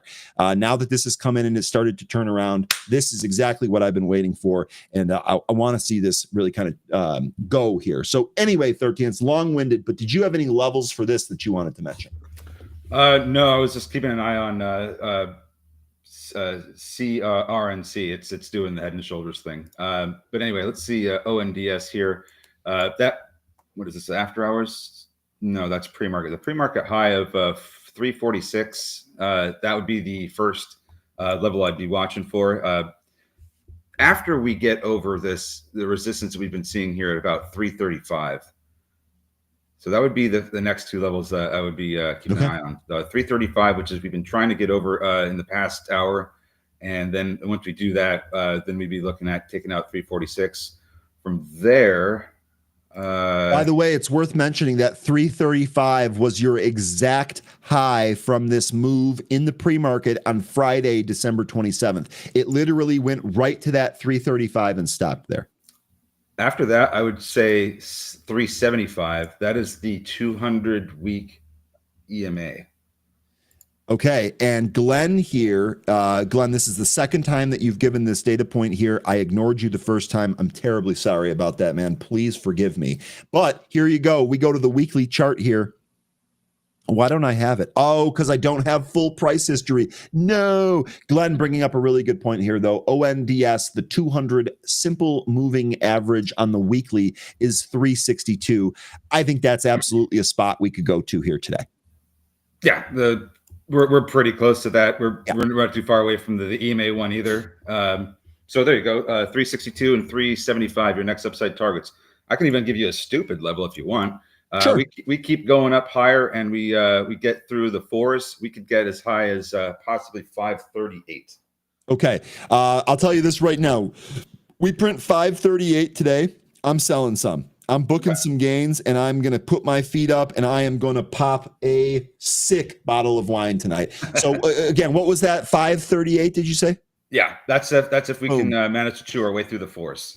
Okay, there we go. There's your stupid level. I'm throwing it out there. I am going to celebrate this with an Italian Barolo when it ends up hitting that. Nice. So I'll just throw that out there here today. Glenn, you can stuff your sorries in a sack, mister. There's absolutely no reason for you to be sorry. I appreciate all of the levels that you give here. Even if I can't display them, keep shouting them out, boss.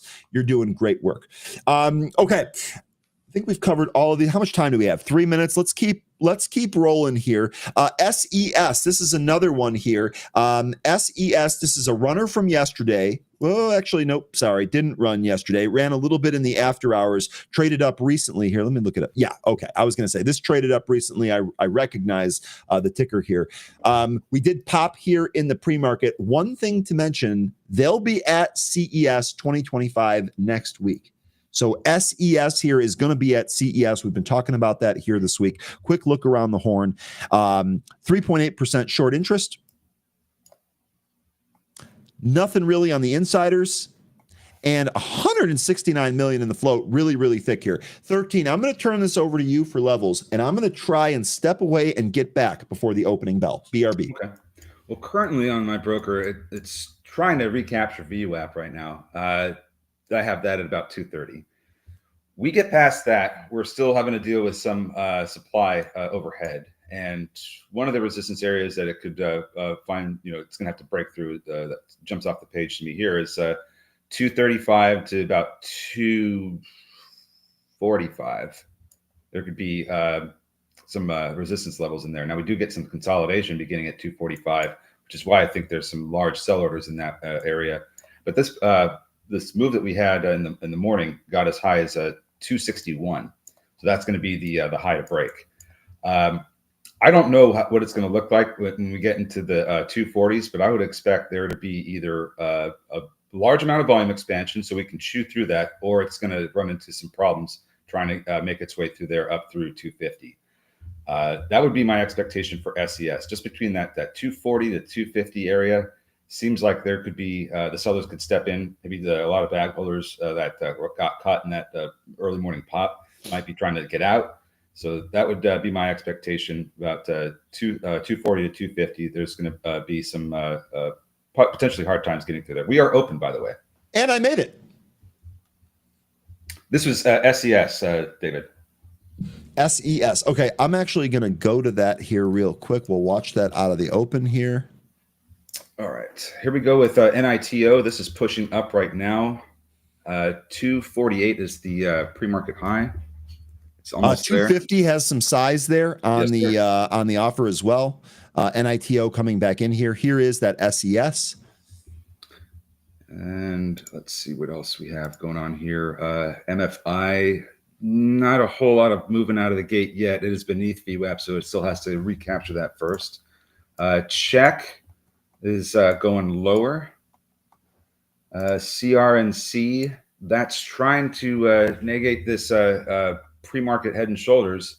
It popped above 11, but could not hold it. Now we have the formation of the right shoulder. So this one looks like if it loses VWAP, we're going to be headed towards probably 9, where the 65 EMA is. So trying to negate that. ONDS. First move was down here. Mm-hmm. First move is down. Looks like your low of the, after that initial pop up in the pre-market was 294. So we might we might see some bottoming around there if we lose this 65 EMA.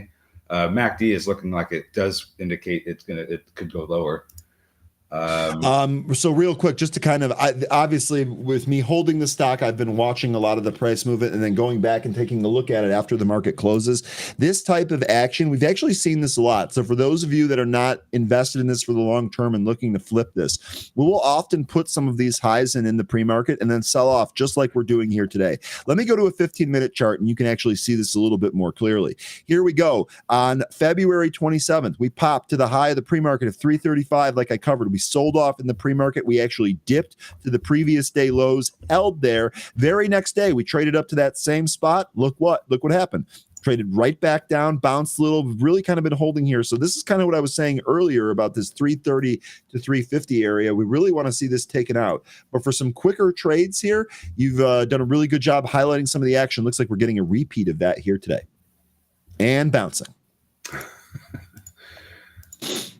Just saying. Right. Okay, CYCC, Jacob mentioning this with a bunch of exclamation points. Here's your penny stock du jour, at least so far, popping, looks like 89 cent, your high print there. Yep. And now it's looking like it could end up losing VWAP, and now it did. So yep. If this continues to go lower, first area support could be around 58 cents, maybe 57. After that, looking like you might get support at 45, but it seems like 44 or 43 might be better. QSI, one of these quantum names here. We talked about QTUM, the quantum ETF. I'm sorry?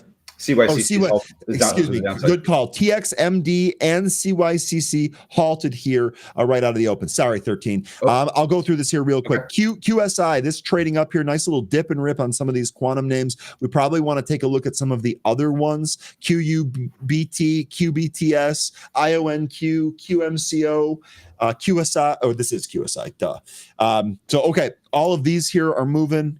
QSI may take off. Looks like that, Jay Walker. Sure looks like that. CRNC negated the head and shoulders in the pre-market. That got as high as 1140. Coming back in, a little bit of a neutral candle it's got going on right now, but it still has a minute left in it. Not sure where we're going to go quite yet, but we close above 1130. I think we may see it go higher. Okay.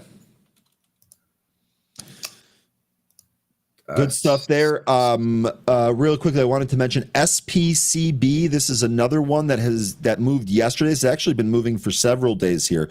Looks like we found some resistance right here at about 1056. This is up near yesterday's intraday high. So we'll see here on SPCB. Getting a mention that Archer is ripping. That is.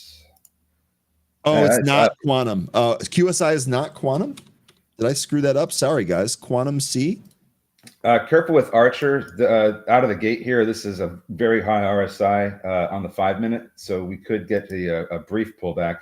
Another one that's moving right now, MFI. That's trying to go towards the pre-market highs of 175. Yeah, so really good catch here. Sergeant Sexy and Michael. I'll do push-ups for you. This, I apologize. This is actually not a Quantum name. Good stuff there. I got fooled by the name of the company. I got Quantum on the brain. We had a news story about that earlier. Apologize for making that mistake. Really good catch here by the group. Taking a look at the space stocks, it looks like most of them are up right now. The biggest movers that I can see is Sida Space after it had that big shaving a hair. Well, it had a big drop yesterday. That one's up. Rocket Lab's up almost 5%. Lunar's up over 6% now, as is Cooler. And then everything else is at about 2 or 3% up. You know, the Lunar spot here actually looks interesting. That 21 pop, I feel like Lunar could go. By the way, ONDS just absolutely annihilated a gigantic seller at 325. I'm watching it on another level too here. This volume stick, this gigantic biggest volume stick of the day, they annihilated that offer. I mean, it was sitting there and they ate it up like it was not even there. It was like Thanksgiving had come again. Oh my goodness. Huge volume pop here. Watch ONDS if this can break the 335 area. See if we can take the top end of the range at 350 off there. Sorry, I got excited there. I apologize. Hey, you get excited. This is I get excited. You're right. I am jacked up on coffee and green tea here today, so I got a really good mixture. CHEK is found some support now. Is ripping through VWAP. That's not the pre-market high. Pre-market high is 210. Next level, it looks like it could have an issue with is 180. So we'll see what happens when it gets up there.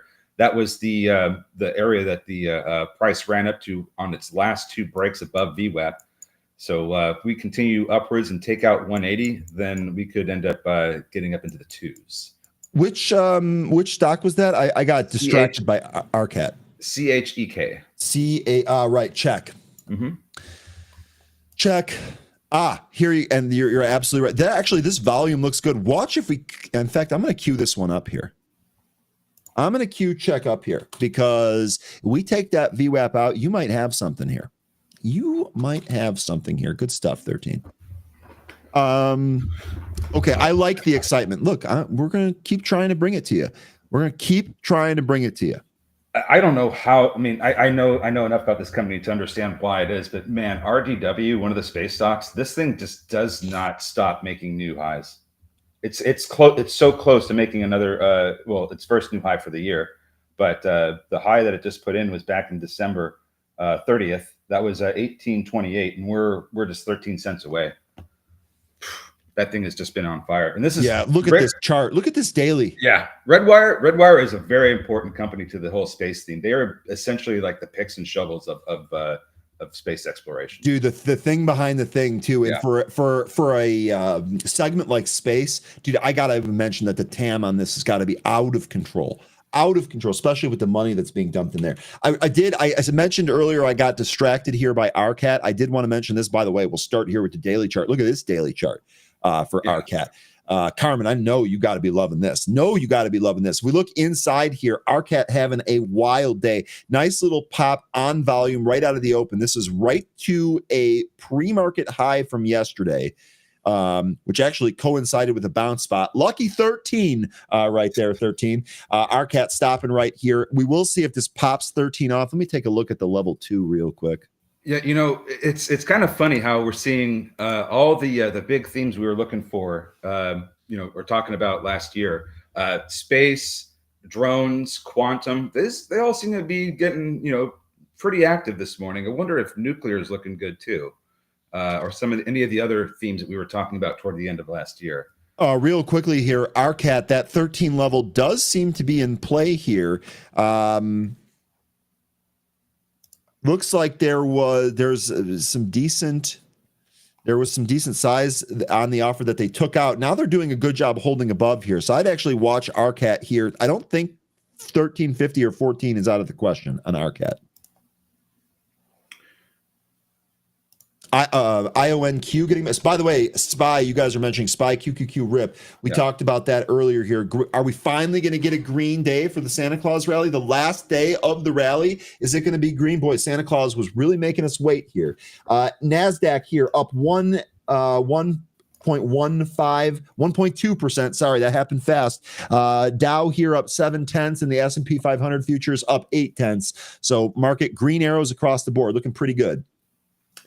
I can't help but think that this is going to trap a lot of people. So let's be careful about how we get excited about the broader market. We can be in and out of these little names that we're trading because we know what to do with these. But I'd be a little concerned about if there's going to be any big profit taking if the price gets up to, let's say, 592. Somewhere between 592 and 593, there could be a good amount of sellers. So I'm just going to keep an eye on that and see what happens today. But I just want to be cautious about this movement upwards because, like you said, it's the last day of the Santa Claus rally. So what happens on Monday? By the way, folks, there are a lot of headwinds, or not headwinds, a lot of news catalysts coming up this month. And before you get into that real quick, I want to take a mini victory lap here because one of the things that I said early on in the morning when we first started here was that one of the upside levels was going to be the 592 to 593 area that's being represented by the 50-day moving average. You had just mentioned that as one of these areas to take profit at. So keep that on your radar too. Okay, look, what are some of those headwinds? Talk to us about that. Well, one of the first big ones, and this might not have a large impact because it's quite easily resolvable, but there's the whole issue with certifying the election. Remember that whole January 6th ordeal? Yep. So that's happening on Monday. We have Congress that's going to be certifying the Trump election. The problem is that there's a House Speaker turmoil right now. They're trying to select a new one. It's likely going to be Johnson. But the thing is that if there is no House Speaker on the 6th, they cannot do any official acts. So it essentially delays the process for certifying the election. And it gives them a 2-week period to get that resolved because Trump theoretically can't take office until Congress certifies the election. Like I said, I don't think that's going to be too big of an issue because this is something that can be easily resolvable. And it looks like Johnson is going to be Speaker. He's got Trump's endorsement. So that could likely get resolved, but the market is going to, not take it the same way that you and I will. They're going to. It could be one of those things that causes some parts of the market to freak out. So just expect that. The January 6th, one thing to watch for. Probably won't be a big deal, but just keep it on your radar in case the market, gets upset over it. Okay. Then you have January 10th. That is going to be the final BLS jobs report under the Biden administration. Then you have January 15th, which is when earnings season begins. And you also get the final CPI report that's from the Biden administration. January 20th, the presidential inauguration of Trump. Then you have the FOMC rate decision on January 29th, followed by the last GDP report for 2024 on January 30th, and the final PCE report for 2024 on January 31st. So a loaded month. So the end of January looks like it might produce some fireworks there too. Okay, interesting. Interesting stuff there. Okay, a couple of stocks that you folks were mentioning here real quick. Palantir, we'll get to that here in a sec. Cooler, that did pop a little bit here. Nito, this did rebound off that 200-day NITO. Also worth noting here, check. CHEK, we talked about that being right at the VWAP here, seems to be rejected for it, moving back to the downside here on check. So we'll see what's going on there. ONDS, which we were also kind of watching here. This looks like, oh, did I just click on the wrong thing? This looks like we just kind of lost the VWAP here. Let's see if we can recapture again that. I tell you what, that 335, 340 area, definitely some resistance here. It'll be interesting to see if that gets taken out here.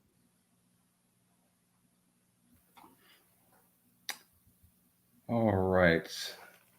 Let's see here. SES, we talked about this one here. Really, really good volume and a recapture of the VWAP. The interesting note here on SES, remember, they are going to be at CES next week. I wonder if there's anyone front running that. And here we are trying to make our way through this consolidation I was outlining earlier between 240 and 250.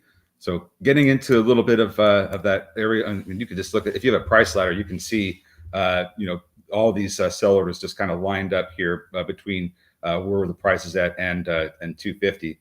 So just need to see some larger expanding volume. It looks like we might be getting it, but we just need to see this continue to expand, chew through all those sellers, and then we can see this get up to the pre-market high of 261, possibly even higher.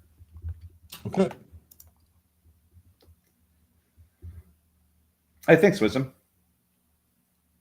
But you want me in a suit? Well, I was going to say, I've never seen that either, 13. So seeing you in a suit would be something else. Oh, I've got pictures. It's happened before.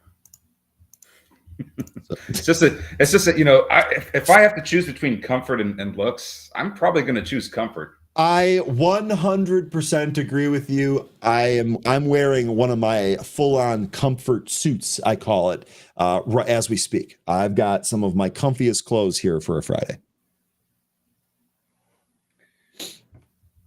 Cooler and Saidu moving up. CRNC above 12, so negating that head and shoulders was a big move for that one. Jonathan DeJohnette, I hope I'm pronouncing your name right. But you're getting a cash register ring as you're booking some of the gains there on CRNC. Really good stuff there. Oh yeah, he's booking into this big move here. This looks like it's trying to go for 13, but let me find some levels here because wow, what a move. Okay, so it looks like as soon as we get into about 1385, that's when there's quite a bit of consolidation. Let's call it 1380 actually. 1380 to about 16. If you want to be specific, 1590. But right in between those two prices, it seems like there's a lot of supply. I don't know how that's going to trade once it gets up there. Okay. Yep. No, my thing that dropped the screen share here. Let me go ahead and fix it. Everything's good. No reason to panic, folks. Don't even worry about it. Boop. We back. All right. We back. CRNC, that is continuing to push the highs here. Volume also looks really good. Also, one more thing that I wanted to mention here. I completely agree with this, by the way. Anne-Marie saying, my brain doesn't work unless I'm comfy. I seem to have the exact same issue, Anne-Marie. So I try to stay as comfy as possible at all times. I like the price action of Cooler. If we can continue to hold this VWAP, we could see much higher. It looks pretty good. Look at well, I'm looking at TSLL, but Tesla. Let's take a look at the 5-minute. That's got a pretty nice setup. That looks a little bit like it's got a bull flag going on here. As long as we don't lose VWAP, it looks like we could take out that 25. I'm sorry, that's on the TSLL. We could take out 388.42 if we get some support right about here, like this. Perfect. So let's wait for this to turn around and take out that high I just mentioned. We can. I'm watching the option. Oops, clicked on the wrong thing. I'm watching the option flow here. Haven't seen anything wild on Tesla. There's definitely some flow going back and forth with both the calls and the puts here, but I haven't seen anything crazy happen on any of that option flow. NVIDIA definitely more active here. Lots of call buying in NVIDIA today. CRNC, it went right up to close to that area, 1380. It got as high as 1347. Still doesn't look like it's finished yet. This thing's wild. Got some bids coming in at 135. It looks like that just got eaten, but it seems like it's still trying to push up to that 1380 area where that consolidation is. Here we go, more new highs. CRNC, what a ripper here. What a ripper here today. CHEK check, by the way, which we talked about, that's actually still trading around its VWAP here. I'm going to roll through some more tickers here. TGL is another one of those penny stocks. This just recaptured its VWAP and is trying to move higher. CYCC, penny stock, rejected at VWAP. MFI, which we talked about earlier, that's actually almost broke that support. Actually, it did break that support there. That's kind of what I was looking at. It looks like we recaptured that 120. We'll see here. CHEK, this is not what we want to see. I'm not suggesting that this is done, but when we we were talking about this one needing to recapture its VWAP, and it hasn't been able to do that in the pre-market ever since it fell beneath it. It's had 2 unsuccessful tries. Now it's trying for a 3rd time in the regular session, and at the same time, it's putting in some not great-looking upper shadows. But the MACD is still indicating on the 5-minute that it's trying to curl back up. So if we can try and recapture the VWAP here, probably in this 5-minute candle, we might be okay. But I don't like the way this price action looks. So be careful with CHEK. Okay, here, let me bring that up. Sorry, I was locked in on ONDS. Oh, come on, type the right thing, Ryan. Type the right ticker in. CHEK, here you go. We do see some rejection there. Maybe we get a volume pop, but the volume is going to tell the story. We don't have it yet here. Number of you folks are asking about Amazon. Izzy, one of the things that I had mentioned yesterday when you weren't here is that Amazon, you have been all over this. You've been doing a great job trading Amazon recently. Really held 220. Now we're starting to push back off. Looks like this 225 area was a recent high. We really want to take that out before we can get back to that 230. And then the all-time highs here, we're right at about 232. It's going to be one of our next targets there. We'll see if we get it here. Amazon looking real strong. And I think if it holds this 220 area, we could see some new highs there. Remember, I'm actually expecting good numbers out of Amazon after the holiday season. They seem like they did a really good job. It's going to need to do a little bit of work here with Amazon. The thing I'm looking at the daily is how it's lost the 20-day SMA after it was kind of getting support from it. But at the end of the year, we lost it, and it has been trying to recapture that, including today, still trying to recapture the 20-day SMA. I feel like if we cannot recapture it, probably today, since it's the end of the week, there might be more weakness going into next week. That would be my thought with this one. So hopefully I'm not right, but I just don't like the fact that we're still trading underneath here 4 days now, 4 trading days after losing the 20-day SMA. I'd be a little bit concerned about that.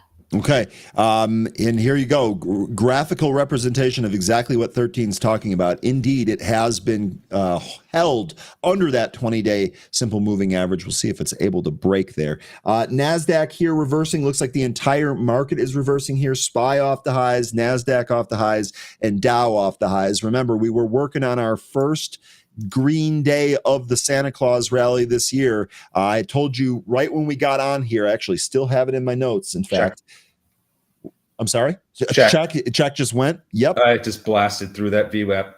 I'll go back to it here, but a quick check in on the markets. We're still holding green here. NVIDIA doing the heavy lifting. Amazon also worth noting here. Apple actually already in the red,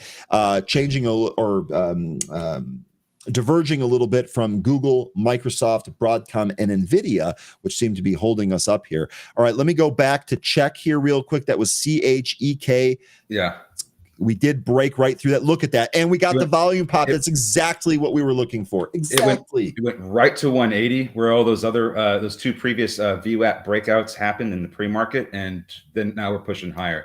How much higher we go, don't know. This could be one of those things. And as I'm talking, it's doing it. It could be one of those things where it just comes right back in and goes red in the next candle. Yeah, I think I like Parker Swim Indicator here saying that check is going for 2. Sure looks like it is. We were testing 2 in the after hours yesterday. That makes complete sense to me. Yeah, that's where the consolidation is before that drop. Yeah, because that's exactly where we ended up closing the after hours trading yesterday. It was right about 2, right in that consolidated area. And we opened this morning at 4 for pre-market trading and dropped right down to about 175. Actually, we traded lower, but that's where we ended up closing. It's about 175. Okay. Hey, 188 is the current high, so only 12 cents away from 2. Just be sure you guys pay yourself on the way up, because I don't know what this ends up doing from here. Okay. Real good stuff there on check. Okay. I did promise you guys a special guest earlier. I see the special guest in the back. Special guest, can I get a thumbs up if you're ready to go? Thumbs up. All right. We are going to go to him, folks. I'd like you to give a warm welcome here, a warm pre-market playbook welcome here to our guest, Mark Petrino. Let's go ahead and bring him on.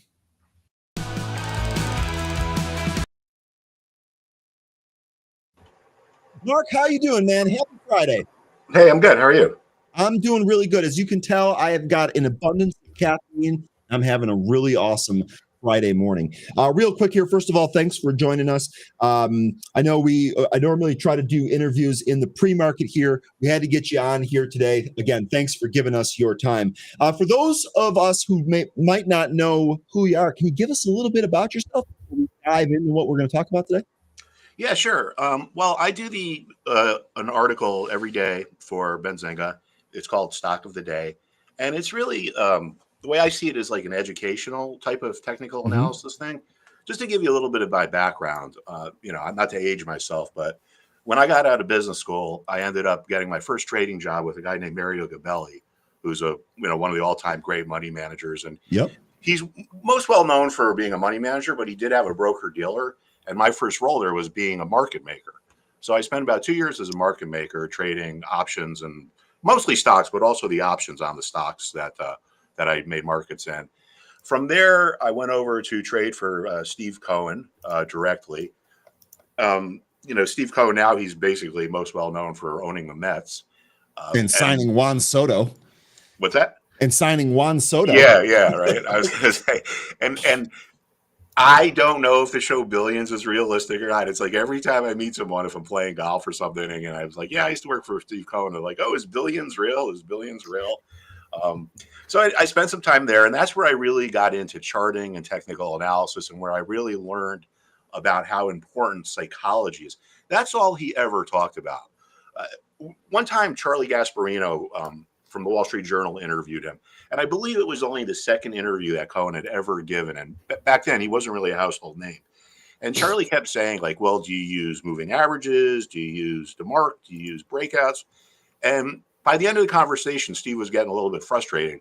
And he was like, look, I keep telling you, there's plenty of systems that work. The problem is people don't have the psychological wherewithal to stick with them. People experience emotions. People experience fear. Absolutely. Right? Now, 20,000 years ago, fear was a good thing. If you were walking down a trail and a saber-toothed tiger came after you, it was good to have fear. It made you run faster or made you stronger. But now, if you have fear, it's not conducive to the markets. It makes people do the two worst things that a trader can do, the two biggest mistakes. And when I talk about trader, I mean now like a prop trader or a day trader. It makes them hold on to their losers for too long, and it makes them sell their winners too soon. Now, if you could see behind me, I'm in my library. I have books all around here. And I love history. And you could read books written by market people 150 years ago, and they say the same things because human nature has not changed. Now, think about this from a paper trading point of view. Just say on paper, and there's a lot of systems that work on paper, but when people try to really apply them, they don't work. Just say your system says, all right, you're going to buy 1,000 shares at 10, and if it gets to 15, you're going to sell it. And if it reverses and goes to 9, you're going to sell it, and you're going to take $1,000 loss and move on. All right, you got it on paper. It goes to 11. It goes to 12. It goes to 13. We could throw in a Spinal Tap reference there. It goes to 11. And then, it gets to 15, and it's like, oh, this is easy. I just made 50%. I'm going to be the next Steve Cohen. Or it reverses and it goes to 9, and you say, okay, whatever, I'll take my $1,000 loss and move on. I know even the best traders have to take losses. Now, let's just say it's real money. That's a lot of money. $10,000 is a lot of money. And now it goes to 11. And then it goes to 12. Now you start thinking, I know my target is 15, but $2,000 is a lot of money, and I'm up 20%. I don't want to lose this, so I'm just going to go ahead and sell it. And then it goes to 15. So what'd you do? You left 3 points on the table because your fear made you sell too soon. Conversely, it goes to 9, and it's like, I don't want to lose $1,000. I mean, it's a lot of money, and I basically don't want to admit to myself that I was wrong. So I'm just going to hold on to it. And then it goes to 8, and it goes to 7, it goes to 6. Now you got a big loss on yours. The difference between a successful trader and an unsuccessful trader is successful traders take small losses. Unsuccessful traders take big losses. So it's all about psychology. I mean, just think about it. Advanced Micro is up 1.8% today. Okay. This is a company worth billions and billions and billions of dollars. What has happened that made this thing increase its market cap by 1.8%? Did they find like a pot of gold buried in one of their factories somewhere? No, the only thing that has changed is the psychology of it. So anyway, so that was my take at Cohen. And then from there, I spent about 5 years at 3 different institutional money managers as the head of trading. So as the head of trading, I oversaw the trading of all different kinds of strategies, hedge funds, and people. There's a lot of myth about what a hedge fund is in the retail community. Really, the only difference between a hedge fund and a regular institutional money manager is the fee structure. Hedge funds get what we call a performance fee. It's a piece of the action, whereas an institutional money manager only gets what we call a management fee. So the management fee, let's just say, is 1% on $100 million. And people manage $100 million, and it goes to just say $120 million. And so you're going to get like 1.2 million as your management fee. Now, let's say it's a hedge fund. You could say we're going to have a 1% management fee and we're going to have a 10% performance fee. So you get the management fee, but if you're up 20%, you're going to get 20% of that, which is, whatever, the $4 million. Hedge funds can be extremely sophisticated, rocket science, NASA type guys, or a hedge fund could be plain vanilla, as boring as it gets. One hedge fund that I do some consulting work with over here where I live is as boring as it gets. I mean, they have maybe 10 or 15 positions in their portfolio at any given time. It's small cap and micro cap value. They trade maybe once a week, once a month, but it's a hedge fund, and it's the fee structure. So a bunch of the money managers that I was at, I'll just give you an example. One money manager I was at, we managed micro cap, small cap value, small cap growth. For each of those strategies, we had 3 different products. We had a mutual fund that was for retail investors. We had a standard institutional money manager structure for money managers. And then the portfolio managers would take their favorite names of those strategies and put them into a hedge fund structure for people that were our hedge fund clients. So I've been doing this for a long time. I've been around the block a bunch of times. I really like teaching people. That's kind of where I'm at right now, and that's kind of my take. Sorry to cut you off there. That's awesome. That's an awesome resume. And Mark, I'm going to take a sec here I'm so glad that you talked about that emotion, because we actually had one of the viewers here. Oh my God, he sounds like he's describing me from Tom. There have been a number of times where I've sold too early or held on to a loser for too long. And it's exactly like you said, it's all emotional based there. So really, really good stuff. And obviously, you've been involved in this for a long time, so you know what to look for. How that you had talked a little bit there about a stock of the day. Do you want to give that to us and talk about that here? Yeah, do I have to share my screen? You can if you want, or I can drive for you. We'll make it easy on you. No, I mean, I'll share my screen. I'm just, let's see here. Yep. Once you share it, I'll go ahead and put it on here. And actually, let me turn mine off while we're doing that. There we go. Let's go ahead and throw yours on here. Here you go, Mark. All right. So this was my stock of the day article yesterday. Now, we have all these different momentum indicators. And one of the things I see that newer traders do is they put way too many things on their chart, and it gets way too complicated. If you look at these indicators, I don't know how many are in here, 100, 150. 90% of these are just different ways of measuring the same thing.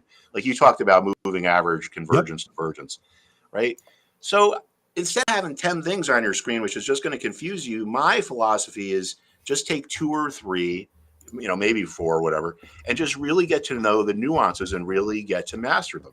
Now, in talking about, and it's not that one is better than the other, different things appeal to different people. I basically use RSI and Bollinger Bands.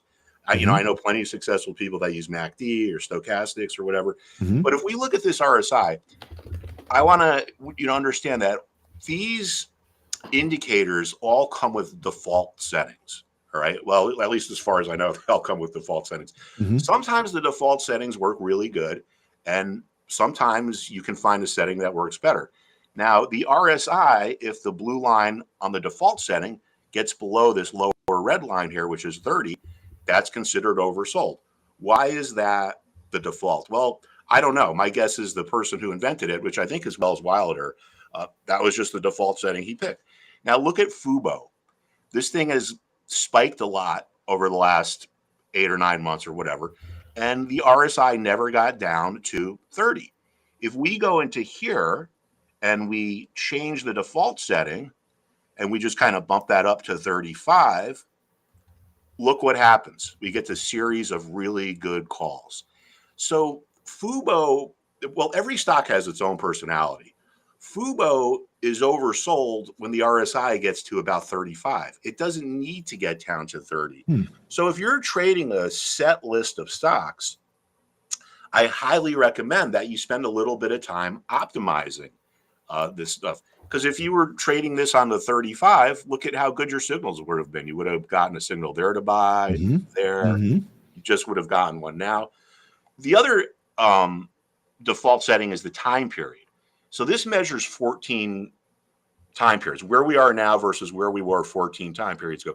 Now, another nuance is this, right? Momentum is how much something has moved between time period A and time period B. In theory, well, not in theory, but just say, well, let's go back to in theory. In theory, say between time period A and time period B, the stock really blasted off or it got crushed. And then it ended up reversing and getting right back to the same price at time period B that it was at time period A. In other words, we're the same price now that we were at 14 days ago, but in the last 2 weeks, this thing went down 80% and now it's really overbought. Well, the RSI indicator is just taking where we are now versus where we are then. So it could show up as a neutral reading on the indicator. And you might say, well, this looks kind of neutral.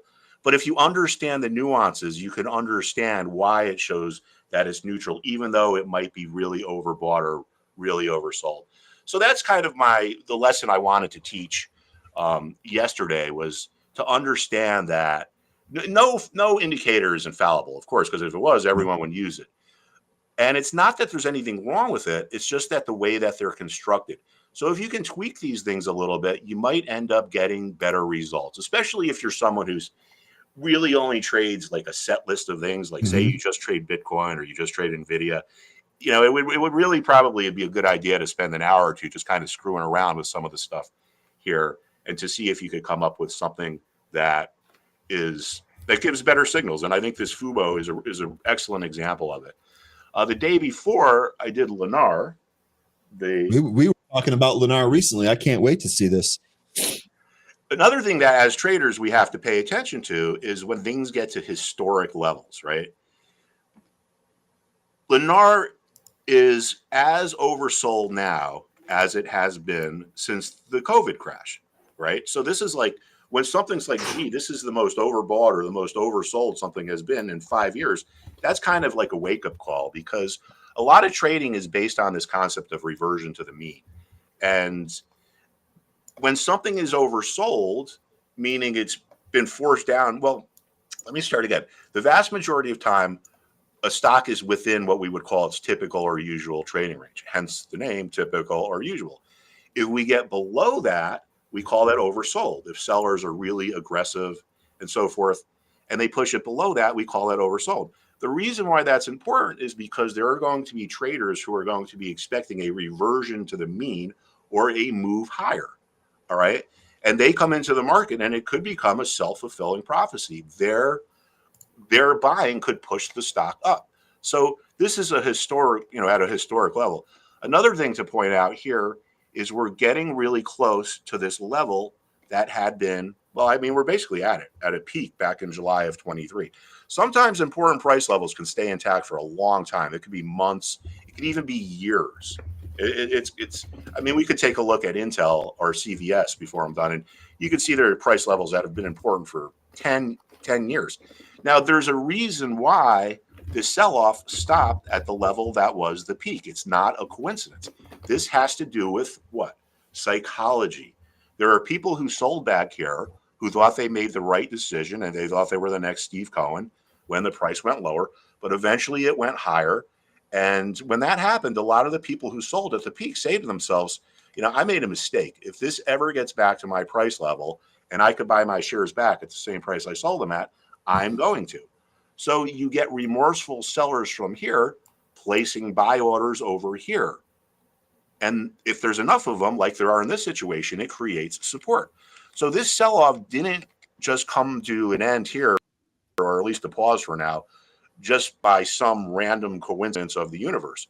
It came to support level because there's support at the level that had been resistance. So I think a lot of traders overcomplicate stuff. And, you know, I used to work when AI was big. I know it's big now, but when it was big pre-COVID, people forget like 2017. It was also like really the hot issue back then. I did some work with a bunch of AI funds or funds that are driven by artificial intelligence. And a lot of these funds aren't even in business anymore because the performance was so bad. And, you know, people talk about like, will AI drive the markets or rule the markets? Well, for every buyer, there's a seller. And for every seller, there's a buyer. So what if it's AI selling against AI, right? I mean, who's going to win? You know, it's a simple thing. But what I tell people is just focus on what price levels are important, what's the momentum, and what's the trend. Levels, trends, momentum, and understanding the psychology that makes this stuff happen. Mark, real quickly, just to kind of jump in here before we get going. This is awesome, and I appreciate the chat. Jay Walker, loving this. Awesome information. Thank you so much. We do this. 13 and I do this every single day, and we talk about a lot of these things. A lot of times stuff is moving, and we're talking about it really quickly. Mark, you've done an excellent job of really kind of slowing it down and breaking it down here, and you've hit on a lot of the things that we have talked about in the last couple of weeks. So really, really well timed. And folks, I'm glad that you guys are liking this so much because, Mark, I'm going to break some news here. I hope this is okay with you. I didn't ask you about this ahead of time. We're going to come up with a recurring segment here for Mark. We're going to keep bringing you back so you can keep dropping some of these nuggets on us. That sound good? Yeah, that'd be great. Yeah, let's do that. Yep, this guy is great. Okay, Mark, I didn't want to stop you here. I know you were queuing up another chart. Let's go with that here before we get going. But as I mentioned, I'm glad that we're getting the response that we are. We're going to continue to bring back Mark on a regular basis here. So, all right, Mark, finish us off. What do you got here? All right, let's take a look at Lucid. This is something I did a few days ago for our stock of the day. And technical analysis, I think a lot of people that do it kind of really don't understand it. Some people think it's like astrology or reading tea leaves, but it's not. It's about graphical illustrations of psychology. Now, when leadership of a market is changing from bears to bulls or vice versa, sometimes the price action can manifest itself on a chart as something that looks like what we would call a reversal pattern. Like your traditional head and shoulders pattern is a reversal pattern, right? Sometimes a trend changes really quickly. Like, look here.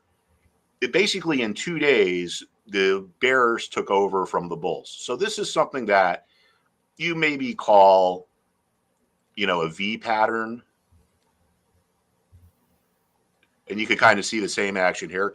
So when the leadership changes really quickly, then it could show up as something like that. When the leadership changes over a slow period, it could end up looking something like that. This is like your classic rounded bottom. So the rounded bottom or the rounded top is something that could appear on a chart when the leadership is changing slowly. So this here, I would say it's your rounded bottom. Importantly, check this out. Where did this rally end? Okay. Remember, we just talked about levels, trends, and momentum. For whatever reason, this level is important. And sometimes you know why a level is important. Sometimes you don't. But the good news is you don't need to. Now, if something is in a rally and it's getting to a price level that had been support previously, there's a good chance the rally stalls out. This is because of buyer's remorse. We talked about seller's remorse, but this is buyer's remorse. People bought here, and when the price dropped below their level, a lot of them are like, oh, this sucks. I made a mistake. If I can ever get out at break even, I am going to. So when the price finally gets back up to the level that had been support, if enough remorseful buyers place sell orders, the level that was support can turn into resistance. This is a situation of buyer's remorse. You could also see buyer's remorse here. There are people that bought at the peak that when the stock fell out of bed the next day, they're like, I made a mistake. If I can ever get out of break even, I'm going to. So when the price finally gets back to the level that was the peak, if you have enough remorseful buyers placing sell orders, the level that was a peak becomes a peak again. It's an old saying on Wall Street, sell at former peaks. And this is why, and it refers to the psychology of buyer's remorse. People buy at the peak, they get underwater, they decide to hold on to their losers. If it finally gets back up to their price, they place sell orders. And if there's enough, well, the level that was a peak can become a peak again. So you can see buyer's remorse manifested in resistance at former peaks and resistance at former support levels. I absolutely love it. 13, I love your comment here. Bag holders waiting at the station to board the pain train. Absolutely love it. Okay, so this was really awesome. First of all, Mark, this is a fantastic lesson. This is exactly the type of fundamentals that we're trying to build here in this environment. I cannot thank you enough. My pleasure. And folks, thank you for all of your feedback here. Mark, I want you to have a good weekend, and I'm looking forward to bringing you back next Friday. All right? Okay. Let me ask you a question. Are you available in the pre-market? Oh, yeah. Yeah, Okay. I'm an early riser, man. I'm up at like 6 a.m. Perfect. You know what we're going to do then? I think what we're going to shoot for next week, we're going to try to bring you on before the bell so I can give you a little bit more time. I know sometimes some of these lessons can kind of be drawn out. So let's actually schedule this for the pre-market. We'll make this a weekly thing on Friday. We'll come up with a cool name for it too. Mark, absolutely amazing stuff here today. Thank you so much for your time. Have a good weekend, all right? Thank you, Mark. You too. Thank you. All right, that is Mark Petrino, folks. I absolutely love your energy because you are right. We are going to be bringing him back here. Lessons like that, tutorials like that, that is really going to help kind of emphasize a lot of the points that we are making here on a regular basis. And I know there was a lot of action going on in the market. We're going to get this segment put in the pre-market. We'll make sure you get tons of valuable content, stuff that you can actually use going forward. Instead of giving you a fish for a day, we're going to teach you how to fish so that you can do this every day. Mark's going to be a huge part of that, and we thank him for it. So, okay, amazing stuff there. 13, love the one-liners, guy. You woke up on the right side of the bed today. Let me ask you, though, what did I miss while we were going ahead and talking about all that? We were taking a look at some of these movers we had mentioned earlier this morning. We had seen check come in during that segment. CRNC was consolidating, and now it's trying to break through the intraday highs we've made. 1350 is as high as we've been able to get as CRNC, and we're trying to approach that level now. We also had Tesla pop up to the intraday highs, then it came right back in and lost VWAP. It looks like it continues to go lower. Looks like NITO. I don't remember if I mentioned that or not. That one's also lifting off as well. Had a nice bull flag setup. Popped over that, went as high as 348. Came back in a little bit, and now we're trying to get back up to 340 right now, where there's a lot of sell orders in the way. Okay, real good stuff there. NITO, wow. Chris, I thought you were doing live call-outs on this one. This thing really, really performing well here. Really, really good trading action on this as well. It's good stuff across the board. Yeah, let's take a look at SPY. We did. Yeah, it looks like that market is pulling back here real quick. Let's take a look at that. Yeah, we popped up, got almost to 590, but could not go any higher. Coming back in now. During I think during the pre-market, I was talking about how that could be a resistance area because we have the 50-day SMA above us. That's at a little higher than 592. But we also have that previous all-time high of 591.93 that's also in the way. And if you look at a daily chart, just based on the price action we've been getting for the past month's worth of trading, getting back above that 591.93 area has not been great for the market. Only had 4 trading days where we were closing above it, but have not been able to recapture that since then. And I believe if we don't recapture that, sometime next week, we could end up starting to lose these lows that we've been putting in so far these past 20 trading days. Okay, and in the process here, we'll see if we lose the green arrows that we had here this morning. That would represent an entire Santa rally in the red. Okay, good stuff there. Good stuff there. I'm going to roll through some of the stocks that we have on the list here. CYCC, that's your penny stock. Just recaptured the VWAP. That might be trying to break higher. LIDR here, LIDAR. This is this company AI, ticker LIDR. AI shares are trading higher after the company announced it entered a securities purchase agreement with the institutional investment of $3.24 million in financing. This is going higher here on LIDR. One last thing about the SPY intraday. Sorry. No worries. The price action we've been getting so far, and just starting from the open, we rallied into this high up close to 590. Didn't quite get there. Came back in, rebounded, try to do it again. I feel like this looks like it could be a double top that may result in the price going lower and not getting back up here again today. It's quite possible we could see that. Okay. Do this intraday double top here. That's not what you want to see. That's not what you want to see out of the gate. Nope. Usually, and what can happen? I'm sorry to interrupt you, but usually what can happen when we get intraday, patterns like this, if they do resolve before the day's open, typically the highs from those patterns is where the highs are for the day. Not always, but most of the time. And we actually just heard about that on a longer term time frame for Mark. So awesome that we're seeing it set up here intraday. It's also worth mentioning we might have that same type of deal at the bottom end of the range here, 586 3/4. We'll see if this holds here. SPY continuing to sell off right here. Yeah, pre-market highs right there. That's actually right where we were at the open, and then we came back in. SPY okay. Well, I'm not going to call out phantom candles like that, but it did look like it tried to bounce here. NASDAQ also reversing these gains. NASDAQ only up 0.5% here. Dow at right about flat. Dow actually running the risk of going green-red here. SPY 0.3 away from doing that as well. So market weakening here a little bit. We'll see if it holds and bounces.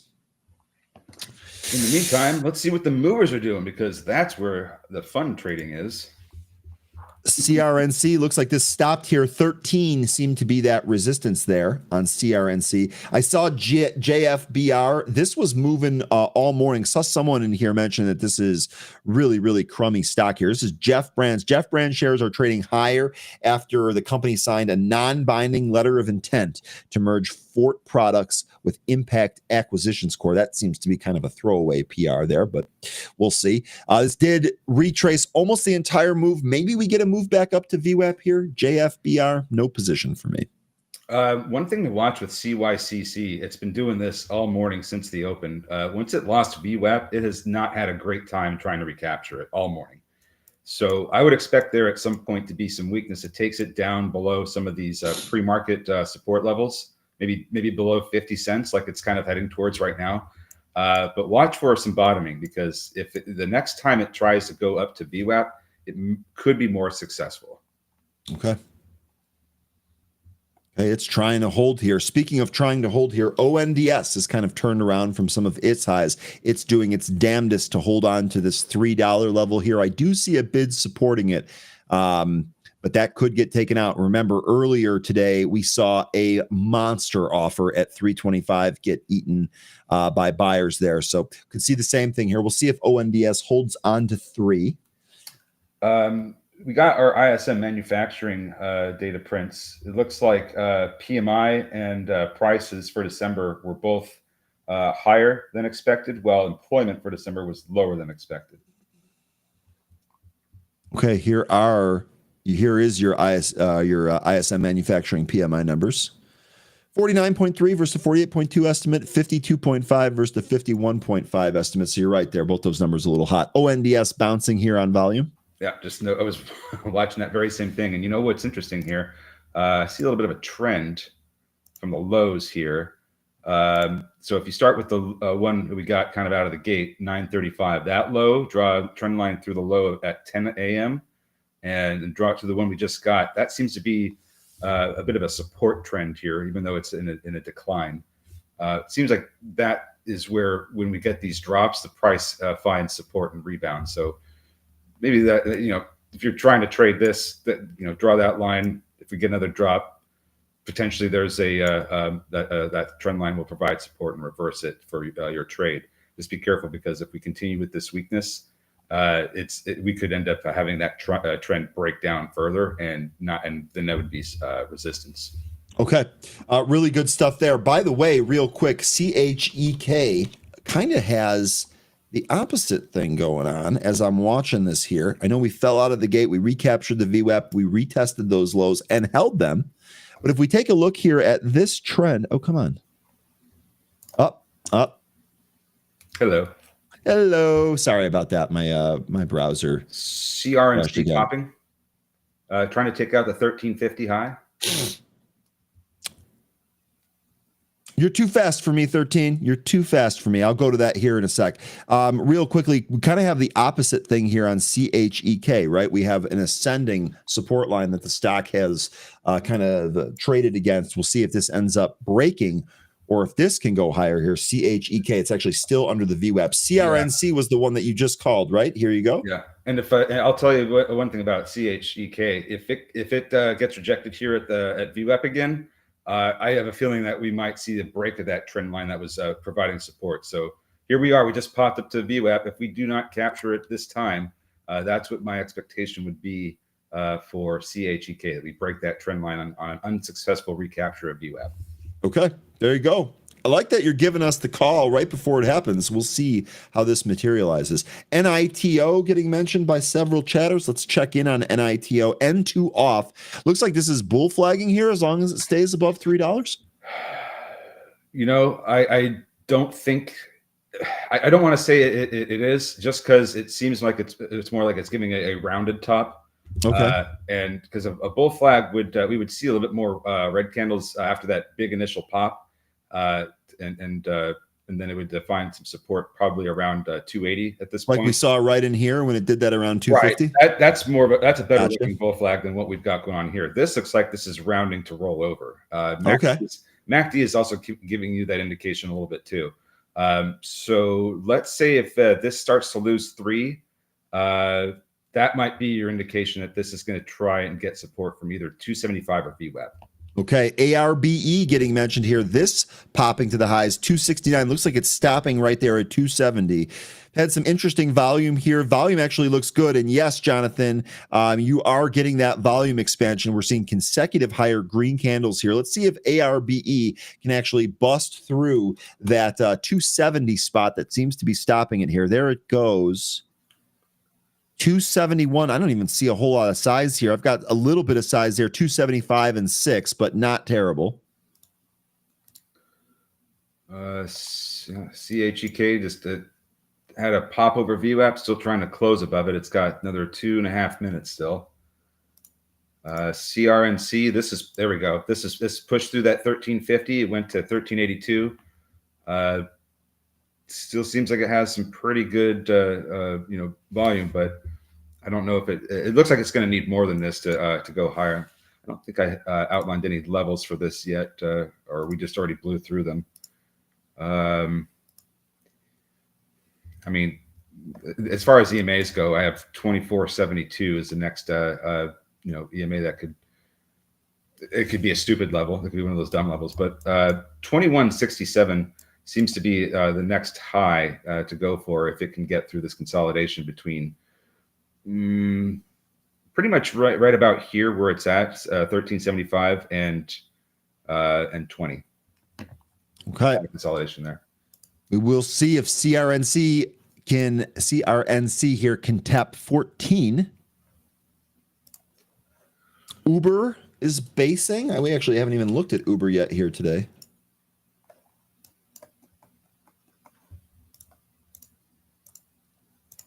So here is Uber, looking like this is trying to go to the highs. This is actually after a really nice day yesterday. 65, likely to be some resistance, former support, turn resistance. You know, it's moving slowly, but MFI seems like it wants to try and at least get back to VWAP. And there's not a very big trade there. It's just like about 10 cents. But it's, you know, something that's definitely worth watching, because if we do get back above VWAP, then this thing might have some more, you know, longer ways to go. But that's, you know, that's if it can just get back above VWAP and deal with the consolidation from pre-market, which is it's coming up to right now. So we'll see if that's what we get with MFI. Okay, Glenn mentioning OKLO 13. I know you talked about some of the nuclear stocks earlier. We haven't taken a look at them. Look at OKLO plus 14%. Okay. Well, there we go. So that whole thought was correct then, because everything that we were talking about that was on an absolute tear at the end of the year last year, which is all going today. That's a little concerning. To foster your point, NNE, Nano Nuclear Energy, and SMR, New Scale Power, also two nuclear names, the same deal. OKLO, clearly the outperformer, but these doing the exact same thing, 13. Yeah, so you know, all the big themes we talked about with all the speculative names that were running last year, and here goes MFI, by the way. They're all kind of moving today, and I think it's just, you know, the market's trying to go back to what was working. You had drones, you had quantum, you had space, you had nuclear.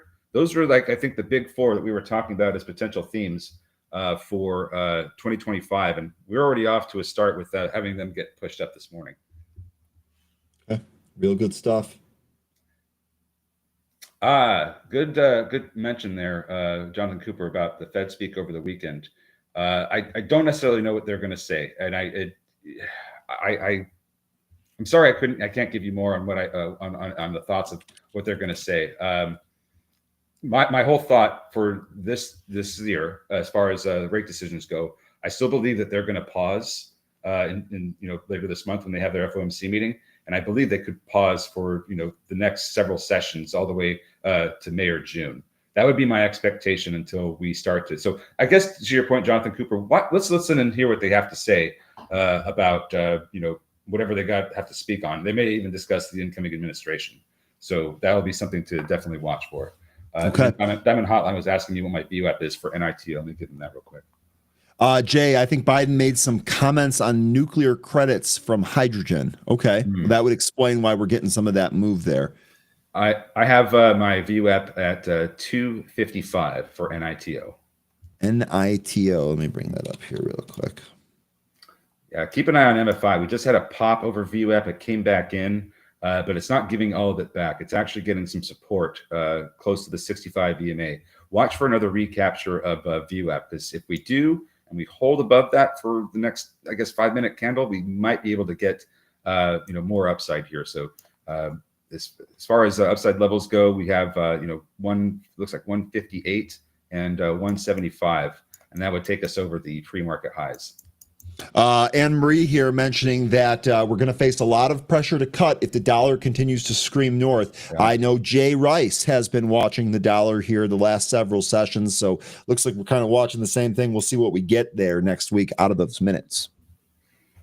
Yeah. Fed speak equals pain. Mortgage rates are around 7%. Yep. Hustle and bustle. What do you think would be like what do you think the mortgage rate, the average mortgage rate needs to be to really start inducing home buying? Do you have a number? And I'm just asking for the hell of it. You might not, which is fine. I'm just wondering if there's like a magic number threshold that we should be aware of. You were asking who? Hustle and Bustle, who is a real estate agent in real life. Yes, that's correct. He is. And, you know, I would also ask him, or I think I might know what he's going to say. I don't think it matters, because affordability, it just isn't there.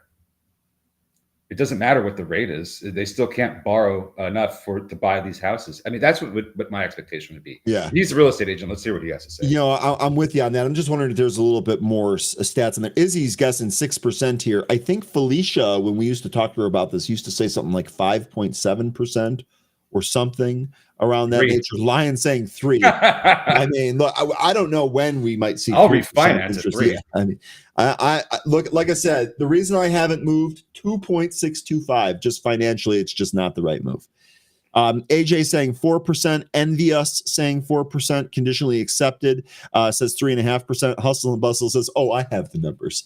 So a little bit of a drum roll there while Hustle and Bustle digs those out for us. Really good stuff. ARBE, by the way, that came off the high that we just saw that put in. Natural gas, I actually see a huge volume pop here on the natural gas commodity futures chart here. Natural gas printing new lows here, 340. We actually might break 340. Yep, break 340 into a 339 handle here. Natural gas moving down. That might give us an opportunity to buy it. We just had storage print come out. And that would explain it, wouldn't it? Yeah, still a draw over 100 billion. Is that cubic feet? Yeah, I believe that is. And then it's versus the estimate of 127. The prior draw was 93. Okay, so here we go. So Hustle and Bustle, appreciate this. 5% would be equivalent to method in the air supply. So it looks like you're thinking 5%, you might see some more action there. Prices got to drop if interest rates don't. That's one of the things that we're waiting on. Yep. X-Sniper asking the $64,000 question. Hustle, is there any hope for housing prices to go down ever? I think a lot of that is location based, right? Like we saw some of that in like Florida as the insurance bills started to really climb. We saw housing ownership go down in Florida. Think places like the Midwest, it really stayed sticky. Yeah, we may never see below 4% again. Yeah. Okay. Absolutely. And the other thing, well, there'd have to be some kind of crisis, macro event, exactly. In order to get rates to have an emergency cut like that. So yeah, that's absolutely. I'm right here there with you with him on that. But what I've been also hearing, and you tell me, Hustle and Bustle, if this is the case. A lot of the homes that are available right now are not just in desirable locations. A lot of them are in rural areas, not the coastal or big cities like the home buyers want. So it seems to be a big issue of location as well. Real good stuff there. Kevin saying, and Kevin, this is my question too. How can people buy a $500,000 house and $100,000 vehicle? Wow. They're farmers. There you go. They have cheap homes and very expensive vehicles. They drive their tractors. That's why it's 100,000. I'm sorry, I'm just messing around. No, I know. I find it funny. Okay.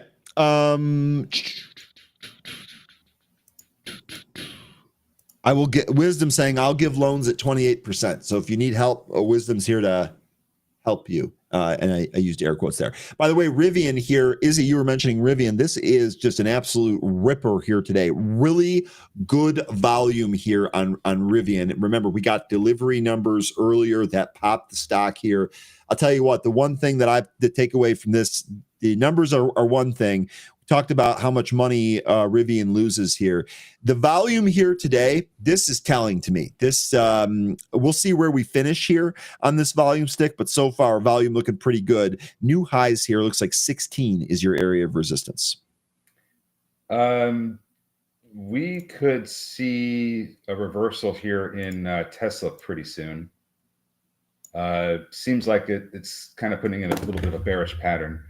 So I would say that if it cannot get above, let's say 387, probably in this candle or the next, may end up going down to the low 80s, maybe even under 80, 380, I mean.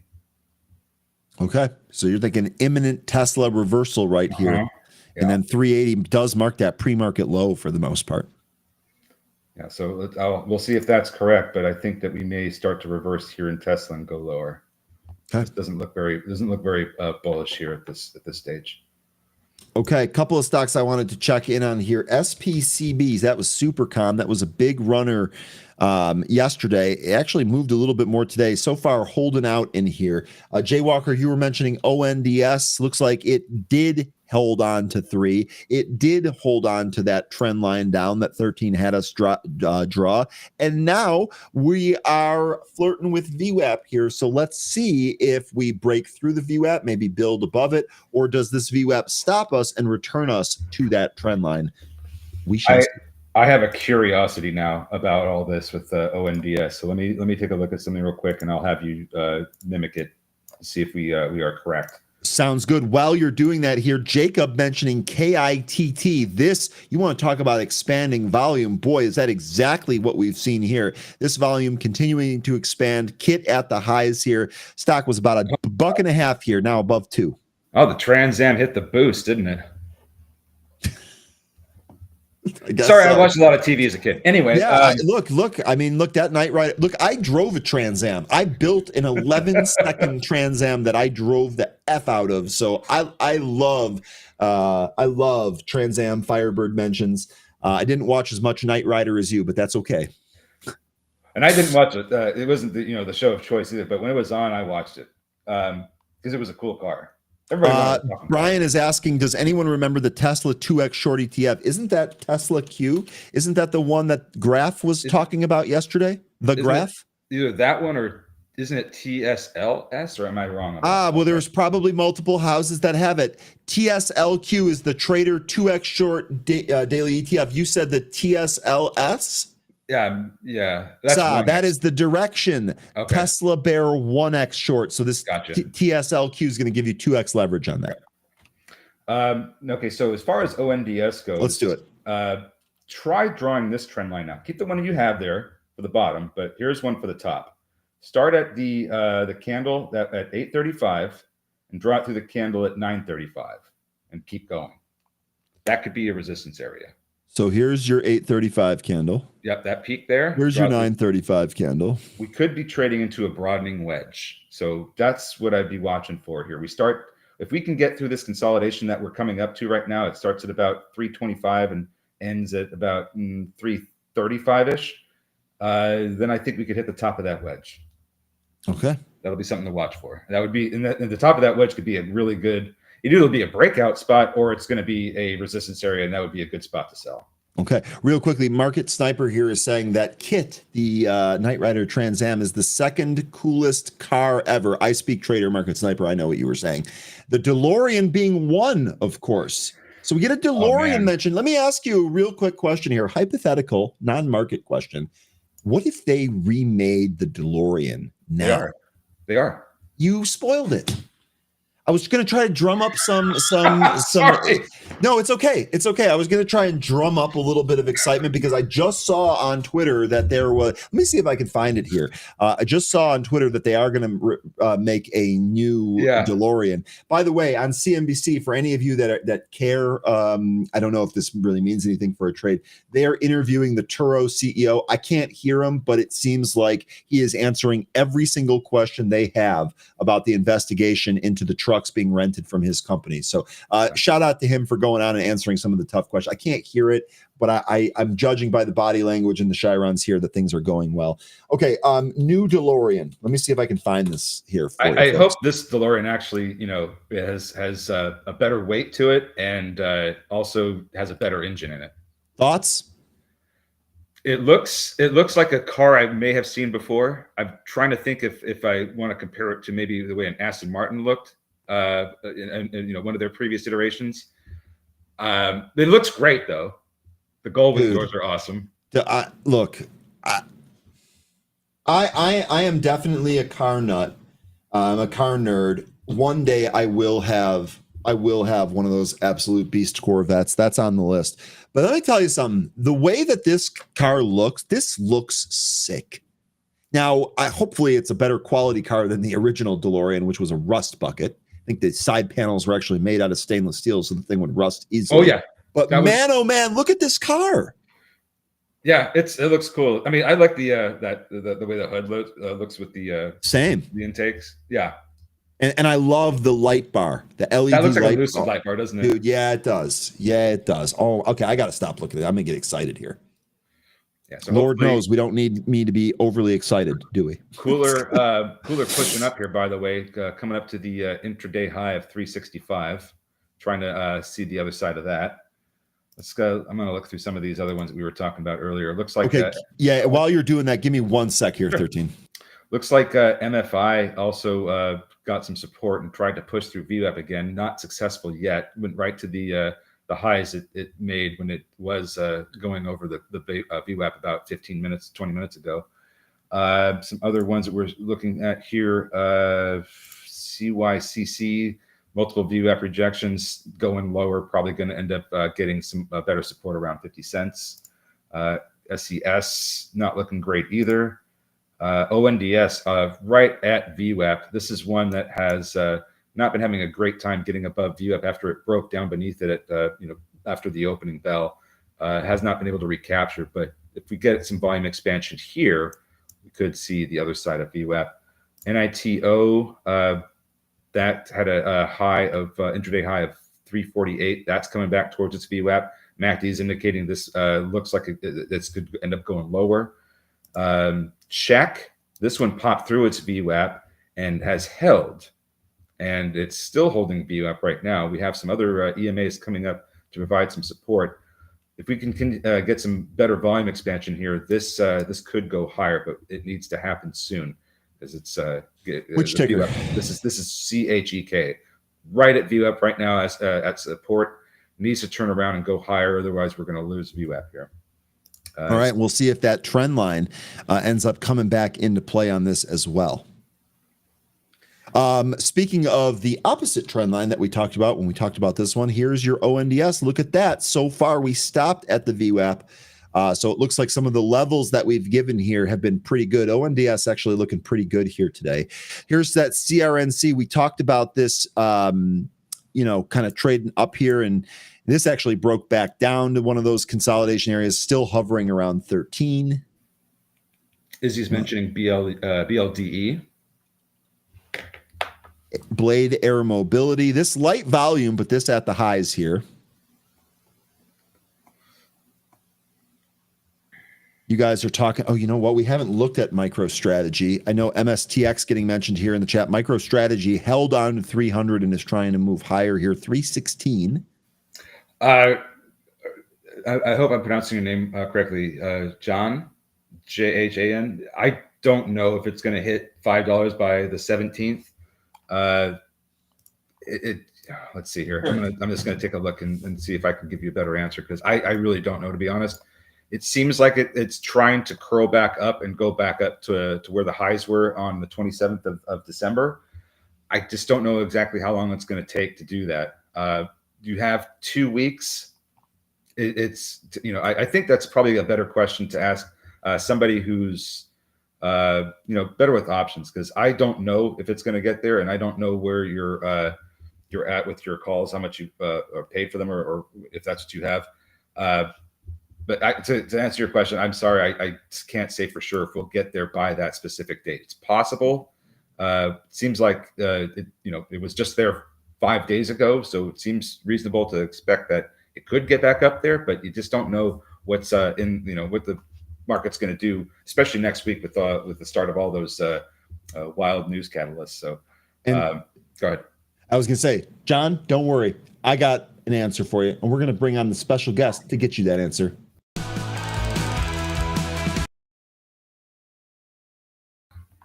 All right, folks, that's right. We're bringing on the 8 ball. It's time. The magic 8 ball is going to make another appearance, and we're going to get John's question answered here right now. So, John, thank you for asking a yes or no question. Would Cooler hit 5 by January 17th? That's what we're going to figure out right now. Will Cooler, ticker KULR, hit 5 by January 17th? Let's see what we got here. Oh, come on. There we go. Don't count on it. Trying to focus it there for you. You have to throw that 8 ball hard and fast if that gives you the wrong information, and I'll buy you a new one. Okay, I'm gonna get. You know what? I'm gonna get one of the custom ones that have stock answers on them next. Magic 8 ball says, "Don't count on it, John. Doesn't look like those calls are gonna work." Oh, part we'll of see if it's right. Part of the stock die has to say bullish or bearish on it. Has to. Yeah. It will. Okay. Richard loves it. John, thanks. It's also my birthday. Well, the 8 ball obviously didn't know it was your birthday. I hope that it does work out for you. Really quick birthday story. You guys ready for this? On my birthday one year, I have to go back and look up exactly what year this was. I was staying at my parents' condo in Door County, Wisconsin. They had a condo on the lake there that I would vacation at. And I was staying up there and I was doing what I called, some morning mobile trading. So I had my little laptop, I had my tablet, and I ended up buying craft calls. I bought a bunch of them. I think I bought like 10 craft calls or something like that. And I was like, yeah, I could see these maybe getting a double, something like that. Several weeks later, it must have been in April. Yeah, it must have been before the 420 holiday wisdom. So at some point in April, I believe, I woke up and I got a piece of news that Kraft and Heinz had merged. And Uncle Warren had done me a tremendous favor on calls that I bought at my birthday. Those things opened up massively. I think that was like a 10K trade or something like that. Like $1,000 per contract, just overnight, just woke up, bang, there it was. Bought those calls on my birthday. I still call that one of my better birthday trades. John, hope that works for you. Hope those calls work out for you. All right, 13. We're what getting some good movement here in NITO. This one's trying to push up towards 350. It hasn't printed that in the intraday session, got as high as 348, but we're trying to move up here right now. So we'll see if we can get some continuation with that. Check trying to reverse and stay. It dropped beneath its VWAP briefly, but it recaptured it. We're about to close this candle, so we'll see what happens here with CHEK. CRNC, that one's also trying to move up as well. Some of these are starting to get going here. ONDS also as well. I was waiting. I mean, it might take a little bit, but it's certainly making its way up towards the top of that wedge. Certainly looks like at this particular stage, it's going for it. But just remember, it's got a lot of consolidation to make its way through between 320 and 335. Also, keep in mind that ONDS here is a little bit thicker than some of these other names that we trade that make these huge moves. Float here, 78.5 million. Now, between some of the holders I think I know probably where 3 million of those shares are held. But nonetheless, float's a little bit higher here. That's going to affect the way this thing trades. Doing a good job staying above the VWAP so far. You love what you see so far. Wisdom saying, Ryan, that's the best. I think we can all agree on that. Yeah, man. Good trades on your birthday. It's just another level of awesomeness there that will do that. KFT, my company, brought them public, Ryan. Awesome. Small world out there. Real good stuff. ONDS, a little bit of a flush there through the VWAP. We'll see if this holds here. Yep. Yeah, that is not a great look there, but let's see if it can hold this 315 level. And the volume here doesn't really seem to, it wasn't like a crazy move down on a crazy volume stick. So we'll see what happens. Wisdom here mentioning ZYME. I mentioned this at the top when we started talking about some of the movers here. ZYME had a SEC filing. Let me see if we actually got that in here. I don't see it here. I'll have to check what's going on with the SEC feed, but SEC filing, that's what was popping this higher. It's come back in a little bit, but it has stayed green, still up by about 5% here. Rich Tech Robotics going for a new high here. Boy, I feel like the first time that we talked about this, it was a 90-cent stock just breaking into dollar territory. Here we go, 340 on deck here for ticker RR, Rich Tech Robotic. That makes me think, what's Serve doing? We've seen these two move before, SERV. That's also having a nice day here, up almost 20%. Some things are just kind of going. Whoa, it is though. For real though, Market Sniper, it actually is turbo boosting on volume. Jumping across the dock now. All right, so just kind of watching a few of them here. Wanted to see if they end up getting these up moves that they've set themselves up for. NITO, CHEK, and CRNC. ONDS still trying to recapture VWAP. So like I said, might need some more time on ONDS before it gets to that top of that wedge, if it gets up there at all. What else do we have that's moving here? Oh, some of these specials, these anti specials are moving as well. All right. Looks like Bitcoin doing a whole lot of back and forth between 96 and 97.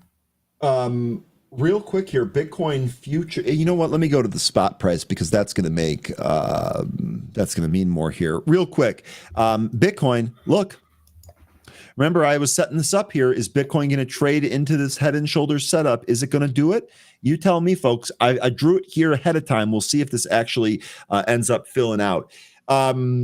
Also noted that over the holidays, one of my coworkers, the Bear, Jacob Bear, had mentioned that there was a Kraken contest or something going on where if you guessed the Bitcoin price, you actually received an entire Bitcoin. If you guessed the price spot on, I think I guessed 105,269. We would need a huge move here. That contest ends today, later tonight. So if you guys entered that, it looks like we might be giving away a Bitcoin here. Not we, but the company here, or Kraken here. Anyway, we'll see where that Bitcoin price settles. I think we do trade into this head and shoulders. We'll see. Jay Rice asking us if we've covered ARBE. Yes, we did. We did briefly. We didn't spend a whole lot of time on it. Let me bring that back here real quick. This is ARB Robotics. We covered it on this move up. It's now come back to the VWAP, and so far it's holding. Actually lost VWAP, trying to regain it here. I didn't trade this one, Jay, but yes, we did take a look at this here today. Just waiting for some of these to make a move. So watching to see if Cooler gets up to 375 and goes higher.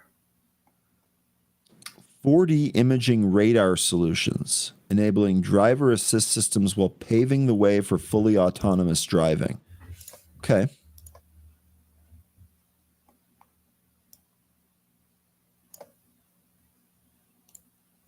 And so this November, so this had a miss on sales and on the EPS. Do we know what happened there? Expects 2024 revenue in line with 2023, followed by revenue growth in 2025. Okay, so it looks like the company here is looking like 2025 is going to be one of the years they can actually grow this revenue. What do you think, Jay? Jay must have just joined here. We just made like 6 or 7 Knight Rider jokes like back to back to back regarding kits. So yes, you're correct. I love how we had a fire alarm scare earlier in the show here today. That was pretty awesome. And I love how you handled it, by the way. You're like, a fire alarm? No, it was just a it sounded like a fire alarm. No, it was the door alarm. Yeah, I got it. Yeah.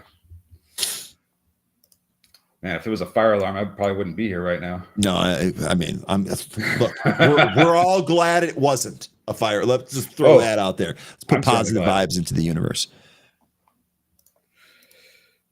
Oh man. QSI, the Quantum C that I mistakenly called a quantum name earlier and got absolutely reamed for correctly, might I add. This lost its VWAP, but actually looking like it's trying to take it out here again. Rivian is still holding the highs. I'll tell you what, every time that this thing is kind of consolidated, bang, it has ended up going higher here. Now it's doing that again. We actually just got new high prints here on Rivian, plus 22%. On the back of those delivery numbers from this morning. Really good stuff there on Rivian. Squeezing. Yeah. Squeezing. Big time. Yeah, it is. Almost 20% of the float shorted there. I'm with you.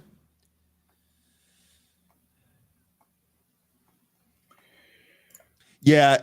So Jay here saying SPCB and ARBE both crap, but as long as you make money, it doesn't matter. Jay is 100% right. In fact, when we talked about SPC, we've referred to this as the Andy special. Andy's a 40-year market veteran who joins us in the happy hours, lives in Arizona, by the way, Jay, not far from your neck of the woods. SPCB here, this is one that he had mentioned, and he had said from the very beginning, he goes, look, the stock is junky. The stock is junky, but I really think that this stock could end up popping and maybe even printing double digits. Look at what it did today. There it is. I bet he'd be all out of this by now, though. Yeah, no question. Judge, thanks for the kind words and all of your positive energy. Have a great weekend, boss. And Happy New Year. Happy New Year. Richard, and thanks for hanging out with us. And look at what Izzy's mentioning, Joby. Joby on the Archer. back. Yep. Those two love to trade with each other. And this is Joby here still at the highs, plus 19.5% here on Joby. Nice move there. See if there's anything else in here that really is appealing. $4. We're getting asked if Kit goes to $4. Well, there's a little bit of a wall here at 3. If it breaks through that, it seems like we could go on a little bit of a run in the 3s. Don't know where at this point. I'd have to, identify some levels. Maybe it's 350 first. STEM, former penny stock, ripping the dollar territory here on volume too. Something going on here with STEM. Okay, 13. This is. Let me check the time here. Yep, yeah, we got that time. It is about that time. We got just about a minute left here before we go over to Anne Marie. Okay.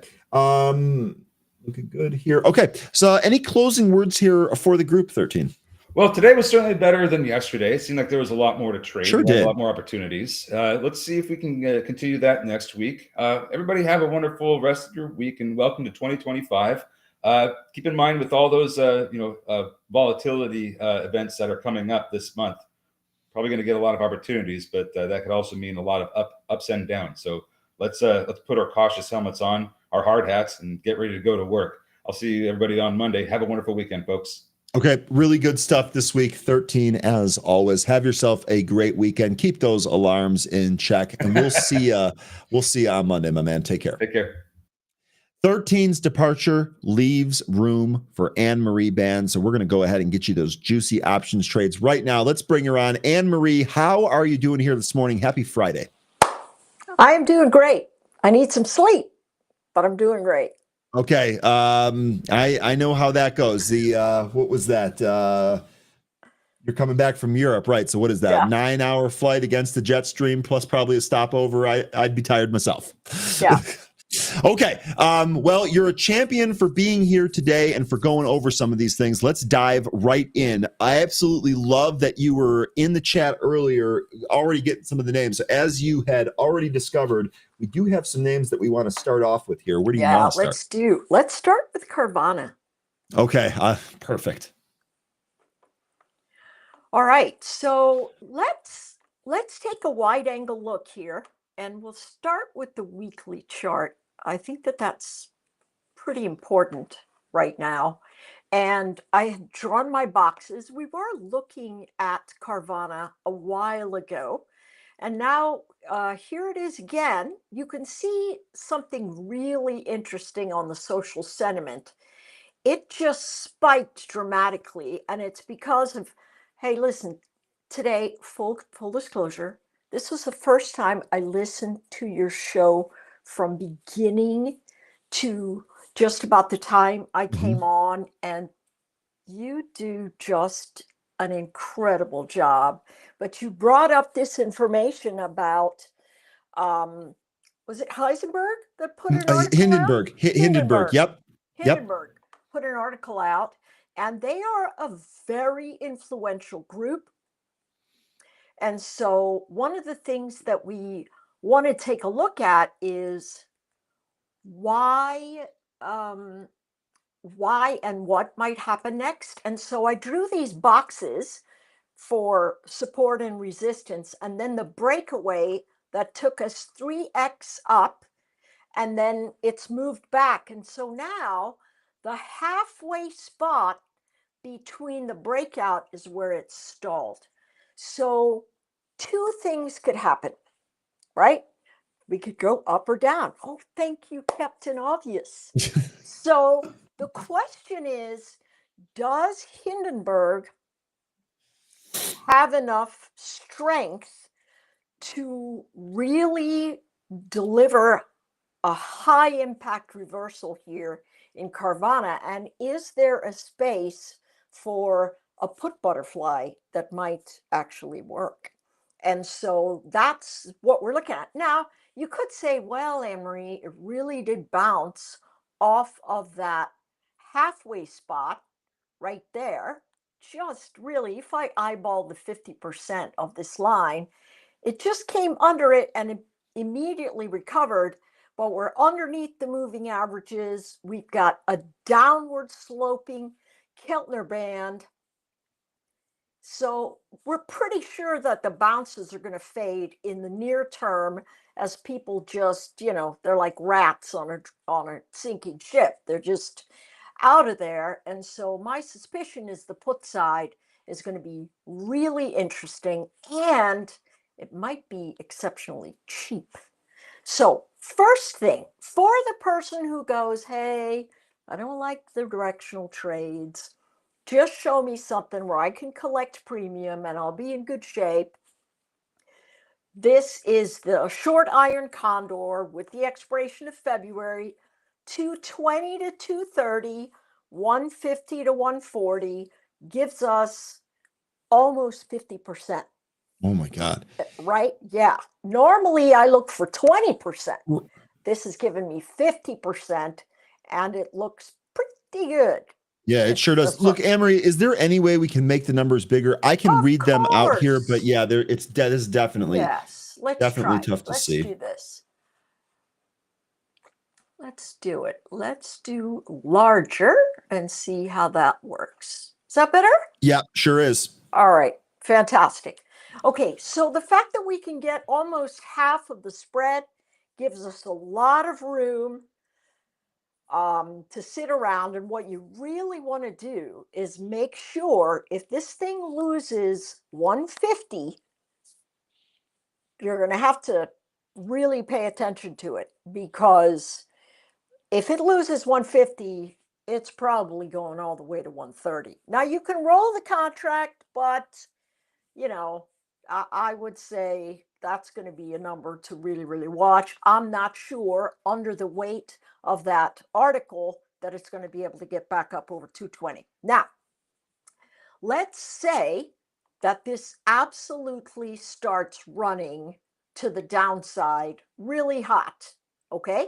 And you want to maybe take both sides of this trade because you're just feeling like that's what you want to do. I'd go to the 155 puts, and then the 145 puts, and then to the 135 puts, and that's going to be 50 cents. That says if we fade and we hit 145, and notice where 145 is, right? Here's the 155 top. 145 to 135 is going to be somewhere between the 25% of the retrace all the way to the 50% of the retrace. Now, if you want to spend a little bit more money, you could take this very same trade, the 155, but instead of choosing 145, do 135 and then 115. Oh, it's even cheaper. That's the better trade right there. And these are dancing around too. That went from 20 to 70 cents. So I think this is another one where you might want to put that bid in there and just kind of sit on it. Yep, definitely. That is wow, that was surprising.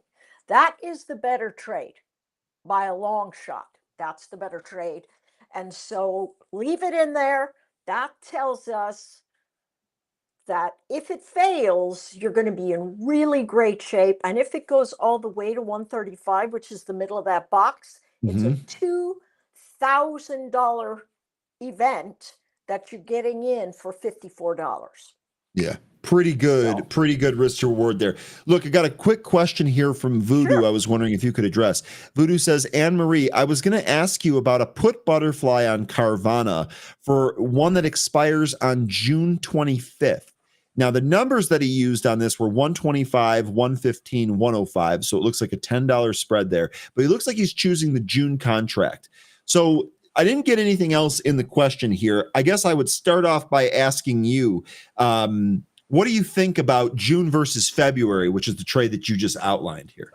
Well, you're going to have a number of earnings events there, and it could be something that goes down. It could be something that goes up, but nothing's wrong with that position at all at this juncture, especially if you're thinking, hey, Carvana ought to be $115, right? If that's what you're thinking, Carvana ought to be $115. That's a good trade. It just depends on what it is that you're after. My thought would be the way you estimate whether you want to keep it or not is by saying, hey, what's my risk? What's my risk threshold here? If I'm looking at June and I've got, what is it, 125, 115, 105, and I don't know what you bought it for, but if you're staring that down, I really wouldn't let that drop below 50% of its value. Okay. I really wouldn't. So it looks like here you're basically saying that, well, I don't want to put words in your mouth, but basically it looks like here that those ones out in June are going to cost more. As a result, you'd actually want to put a stop on that instead of just letting them kind of go. Yeah. And you have some more time for it to make that move. So there you go, Voodoo. Let me know if that does answer your question. I know I kind of framed it my own way, but let me know if that was helpful or if you have anything else that you want to add in there. Anne Marie, I know we also talked about GLNG and Generac, GNRC. Where do you want to go next? Okay, so let's do GLNG. All right. So I don't know too much about this company. You can see I've got no markings on it in terms of how it's traded, but let's do what I would normally do. I'm going to start with a big box and see. Look at how many years this thing based. Holy smokes. This thing was in a base for March of 2022 to now. Yeah. Or to Yeah, when it was broke that? out in June. Yep. So essentially 2 years in a base. All right. And so now if we see what that upper edge is, that's 2x. And then this is halfway up to 3x. Let's eyeball that midline. Look at that. My goodness. I got to tell you. It's like These you know what you're boxes- doing, Anne Marie. It's unreal. These boxes are bananas. Okay, so here's the thing about this one. It's got to hold 41 for more upside pressure. And as we know, these sort of LNG plays, they can really get supercharged and then fall off the rails, right? So for instance, Boyle today is down like 11%. These things can move just very, very dramatically. And so what we want to think about is, well, what's our premise? You think it's going to move up? Then think about it hitting that top of the box and getting to the big fat round number at about 50. You can do that. Will it need time to do that? Yes. Notice, however, what sort of happens in these months that are June, July, May, June, July, August. Do you know what I'm saying? They have a little trouble. And so if you're looking at something expanding, you're thinking, hey, it might expand in the near term, and then maybe further out it collapses. But at the same time, maybe we do a double butterfly here. Let's have a peek. Okay. Let's have a peek. 35 and then 50 as our opening flex. Let's say we go to, let's see what February is. Oh, look at the volume. Not very good. Vol is, it might be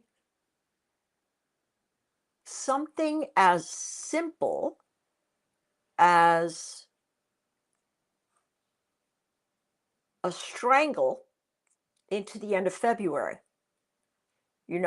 So here's all the things going on with LNG. Russia is going to lose its contract. We could get a lot of new investment in the region for this. Oil is moving up. I think energies move all together.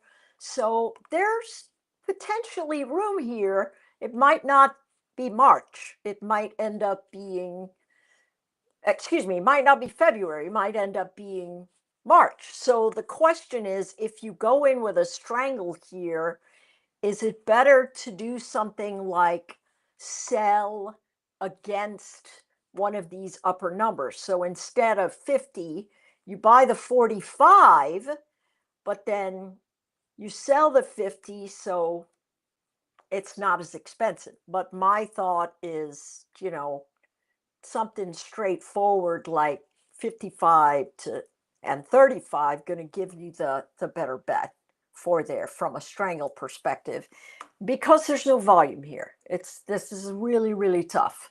It's really tough to trade here.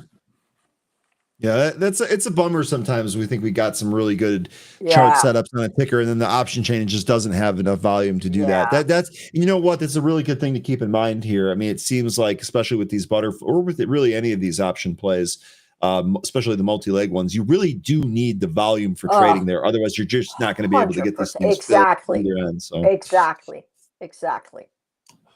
okay. Well, we can try Generac. Yeah. I would guess that Generac is going to have a busier option chain than GLNG, but we'll see. Good. They do. So here's the thing about, it's not significantly more, but it is more. Here's the thing about this, and let's take a look at this. If this happens to be some sort of catastrophic storm, this is going to have some running towards these upper levels. However, right after the storm, maybe a month after the storm, it started to top.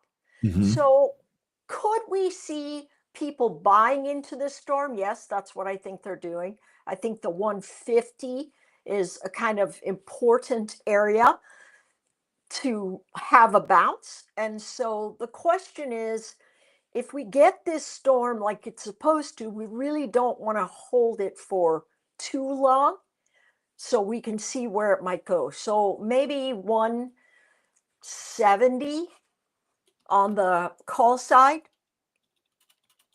So again, not a lot of volume for February.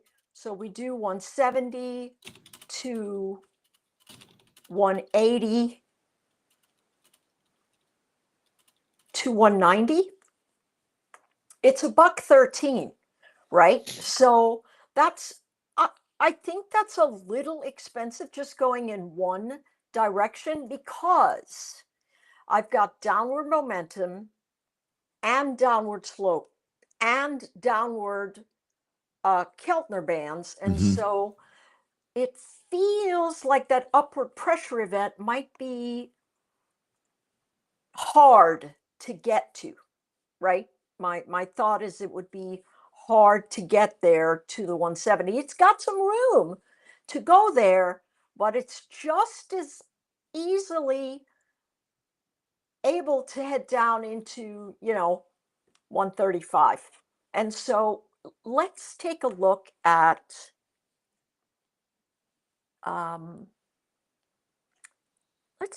March. Okay. Oh, they don't give us March. We have to go directly to May. And it is 85 cents there. So it's much, much cheaper. And you could sell out of the put spread and leave the long call spread and leave the short call spread.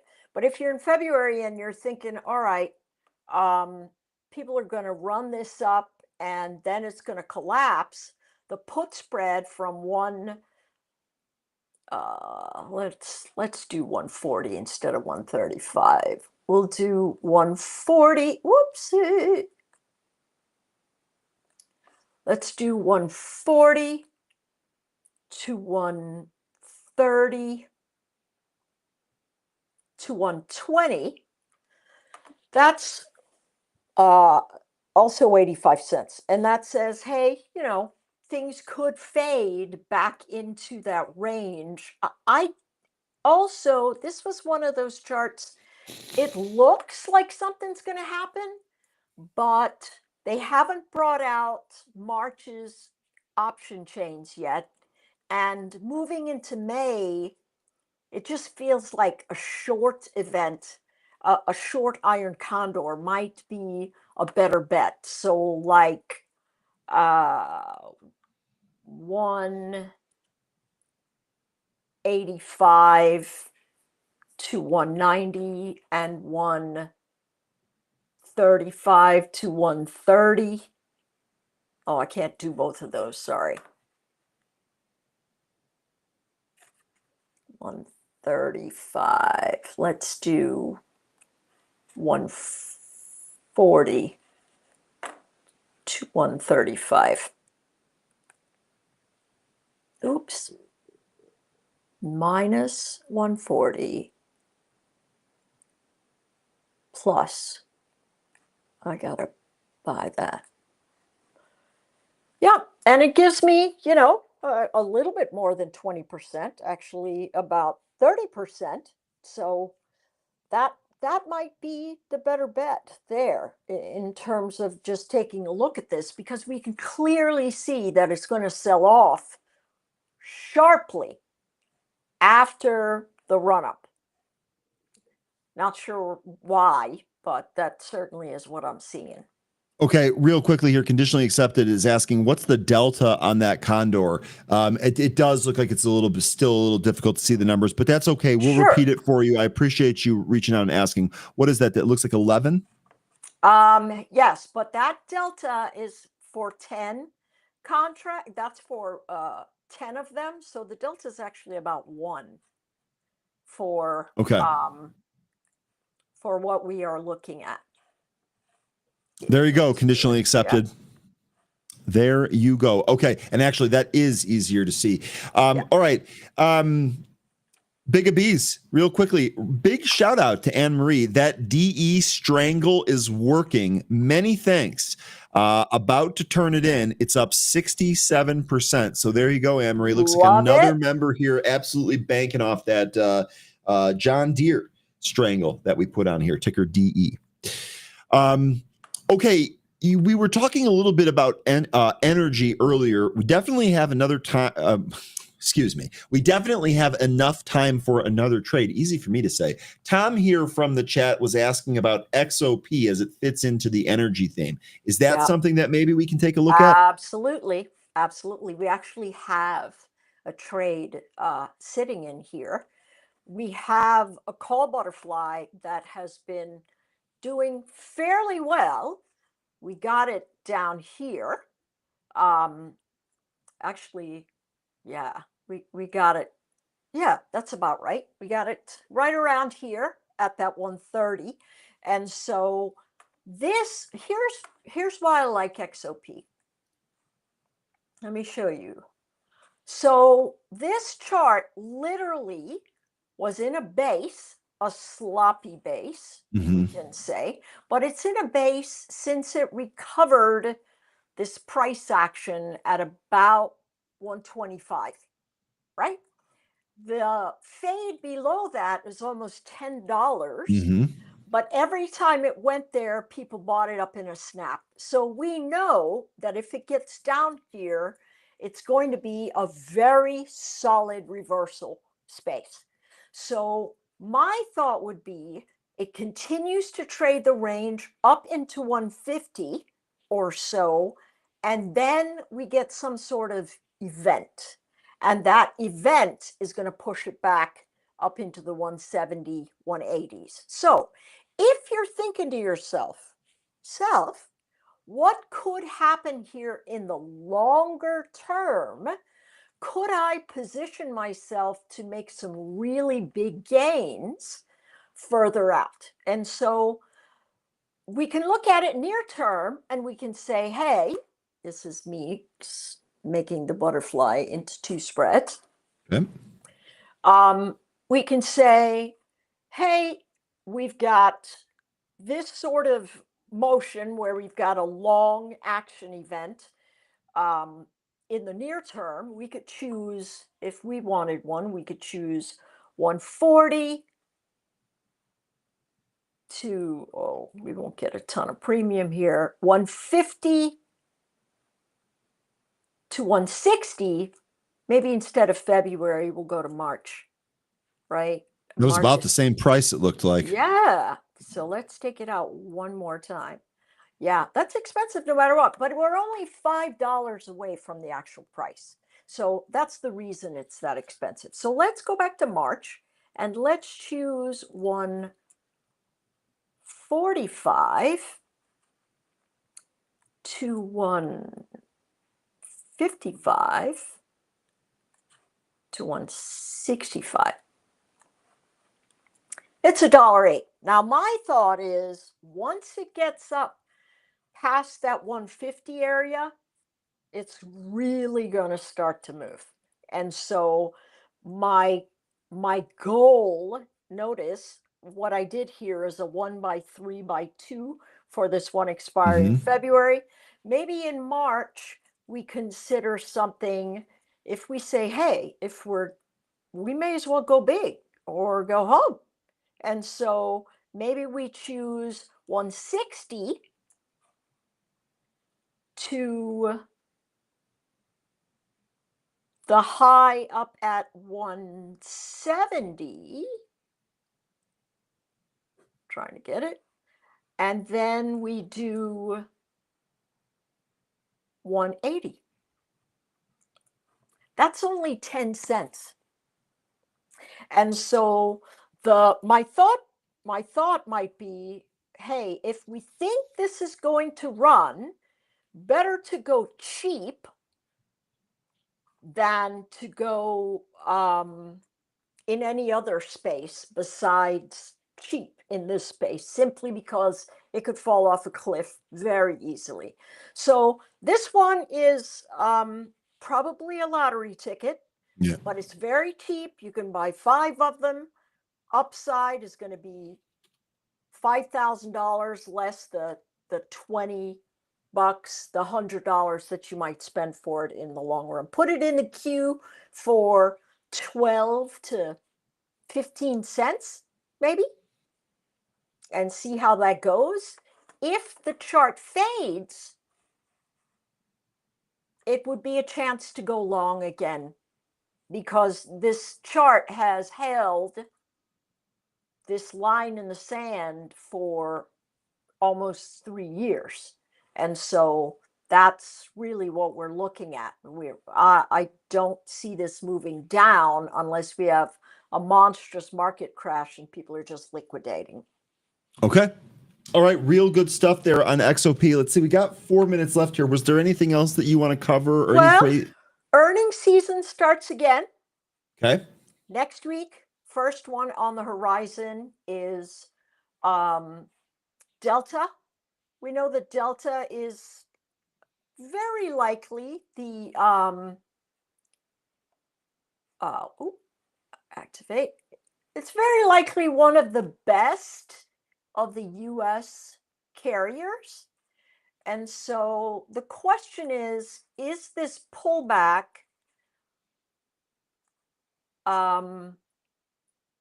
going to hold this floor? Now it went almost to the top of the box. Yep. That's almost to 70, pulled back, and look at what happened the last couple of times the position went. It ran for several weeks after they reported in the direction of trend, right? This one moves up in the direction of trend. This one only down, but then reverts in the direction of trend. This one moves 3 weeks down and then reverses. This one sideways and then moves into the direction of trend. So the last two or so have said, hey, this is going to be pretty interesting. But if oil starts running and they have not hedged properly, it is going to give them a little bit of trouble. And so my thought is we ought to look somewhere near 48 to 65. So maybe we do 45 and 65, which is about halfway. And so they report next week. So if you go, all right, 45 and 65, that means they got to move right away. And you've got yourself a good trade. Or you wait until after the earnings and then rotate into the position in the trade of direction. So perhaps on Tuesday, when we're back again and they've reported, I think they report Monday, I can't remember, but whichever day they report next week, we get back and we see if there's a post earnings trade. But if you're looking for something that goes bang and you don't want to pay these upper level implied volatility premiums because they're about 30% less down here, you could easily do a couple of those and see how it goes. So this is actually going to be perfect. They report earnings on January 10th, which is Friday morning, a week from today. So we will absolutely be able to cover this right after they report. That's going to work out perfect. Excellent. Okay. Wonderful. Really good stuff there. And also, as a side note, Delta, my favorite U.S. air carrier. It's the one I choose when I do get the choice. So, okay. Awesome stuff there, Anne-Marie. Thanks so much. Happy New Year. Happy New Year to you. Looks like we had a really successful 2024. Very, very encouraged and looking forward to spin that forward here in 2025. So appreciate you. Welcome back. Happy New Year. Get some rest. Happy New Year to you. Thank you so much. Thanks, everybody. Okay, take care. And folks, remember, you can get Anne-Marie Baiynd's trades anytime if you're a part of Benzinga Pro. She has her own chat room and she is constantly giving you those trades there. Real good stuff. We thank Anne-Marie for all her expertise here. Now, Anne-Marie's departure, we've had a rockin' Friday already, I gotta say, but Anne-Marie's departure leaves space for Sandra. Let's go ahead and bring her on. Sandra, happy Friday. Most importantly, Happy New Year. How was your New Year's? Oh my, it was interesting. I had a slab leak that I was dealing with. So that's how I ended my year, was getting my slab leak all taken care of. But the house is decorated. I still had a good time with family. How about you? I had a great time. Look, that slab leak, that's like a water, like kind of a plumbing type thing. Yeah, real time. Yeah. So I had a broken pipe under my mom's house and it was a nightmare. So I understand what you're going through. Glad to hear that you had a great holiday and New Year. I too had a wonderful holiday season here. So, okay, what do you got for us coming up today? Today, we're going to talk about Tesla, NVIDIA, and Uber. And maybe look at the indices, see where we're going, and maybe forecast a trade for the next week. Okay, absolutely perfect. Options trading made simple with Sandy starts right now. Welcome back, traders. This is Sandra with Trading Made Simple. I'm here to show you short-term proven strategies. People think trading is a one-size-fits-all market. It's not. We live trade and train daily. Let's talk trading. Good morning, everybody. How's everybody doing today? I am Sandra Stone with Trading Made Simple, and today we're going to go over some of the indices, take a look at the charts, and see if we can put on a trade today. So as we are taking a look here at Tesla, I think Tesla, now I was on vacation, so I took a couple weeks off. I haven't been here in a couple weeks, but we actually did a debit spread on Tesla, and it went against us for the first part of last week, and then it recovered. And look where we are, close to 495. When we were looking at Tesla a couple weeks ago, it was at 380. We did pick a call debit spread, allows you to hold on to it much longer than a long call when it goes against you. Kind of gives you diamond hands, so to speak, if you've heard this term, right? Sometimes we can look at a chart, identify and or possibly forecast the momentum of the trade, looking to like maybe say, hey, this is going to go long or go short. And sometimes you just don't get the timing right. And so when you don't get the timing right, having a trade vehicle, like a butterfly or a debit spread or a credit spread could help you in those situations where momentum is lagging, right? So we're really looking for that strong wave to kind of take us to the profit target when we're on a long call or a long put, right? It's just that type of trade vehicle. So Tesla right now looking good, hanging around this 395 area. As you can see, it broke below the 20. I like to use the 20 on any time frame to kind of get a sense of, hey, is this stock bullish or bearish? And as I take a look at that for Tesla, you can see that Tesla has been bearish. It's underneath the 20 on a 1 hour, on a daily. If we take a look 15, a little closer, you can see that it just popped up above its 20. This means that on a short-term time frame, it is changing trend. So remember, when the price is below the 20 EMA, you're on any chart, you can easily identify if it's bullish or bearish. If it's underneath it, it is bearish. You can see where momentum actually shifts above the 0 line, identifying, hey, we could get some positive momentum. Once we get positive momentum and we get price above the 20, we could actually see a larger move to the upside. So right now on a 15, on a short period, this is starting to look constructive. The next time frame I like to look at for short swings is really the 15 and the 1 hour and then the daily. And so as I look at the 15, I can see that it's correcting. It's getting a little bit more constructive, right? And then as we take a look at the 1 hour, you can still see it's underneath the 20. Now we just broke momentum above the 0 line. Now this is a custom indicator that we've created. However, it's really the foundation of this is modeling the CCI. If you guys go into Thinkorswim, you can get a momentum indicator. I like, there's about 1,000 indicators out there, and trading is very subjective to all these things that you're looking at and forecasting. So for me, an easy identifier is for momentum, the CCI indicator. So you can pull that up and then you can start utilizing it. And really what we have is the 0 line. Anything above it is bullish, anything below it is bearish.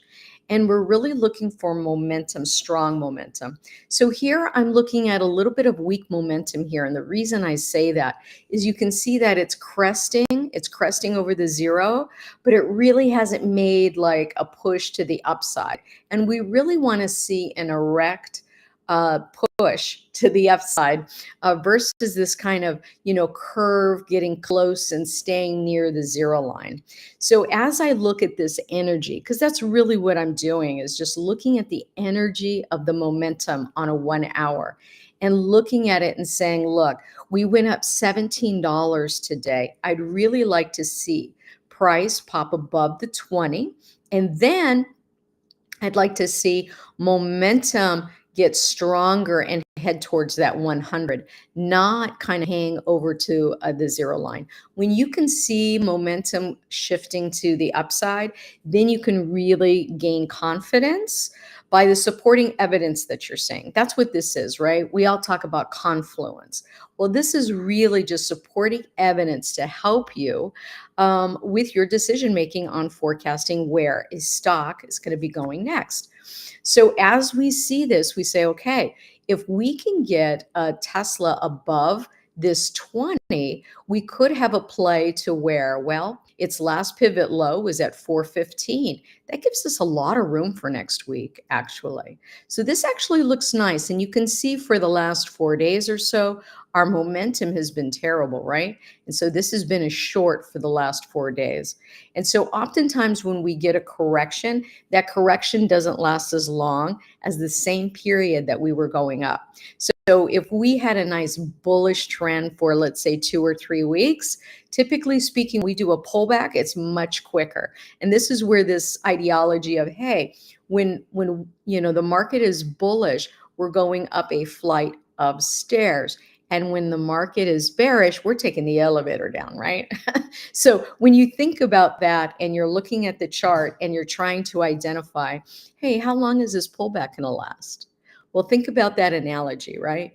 So the market could just keep pumping up when it's bullish.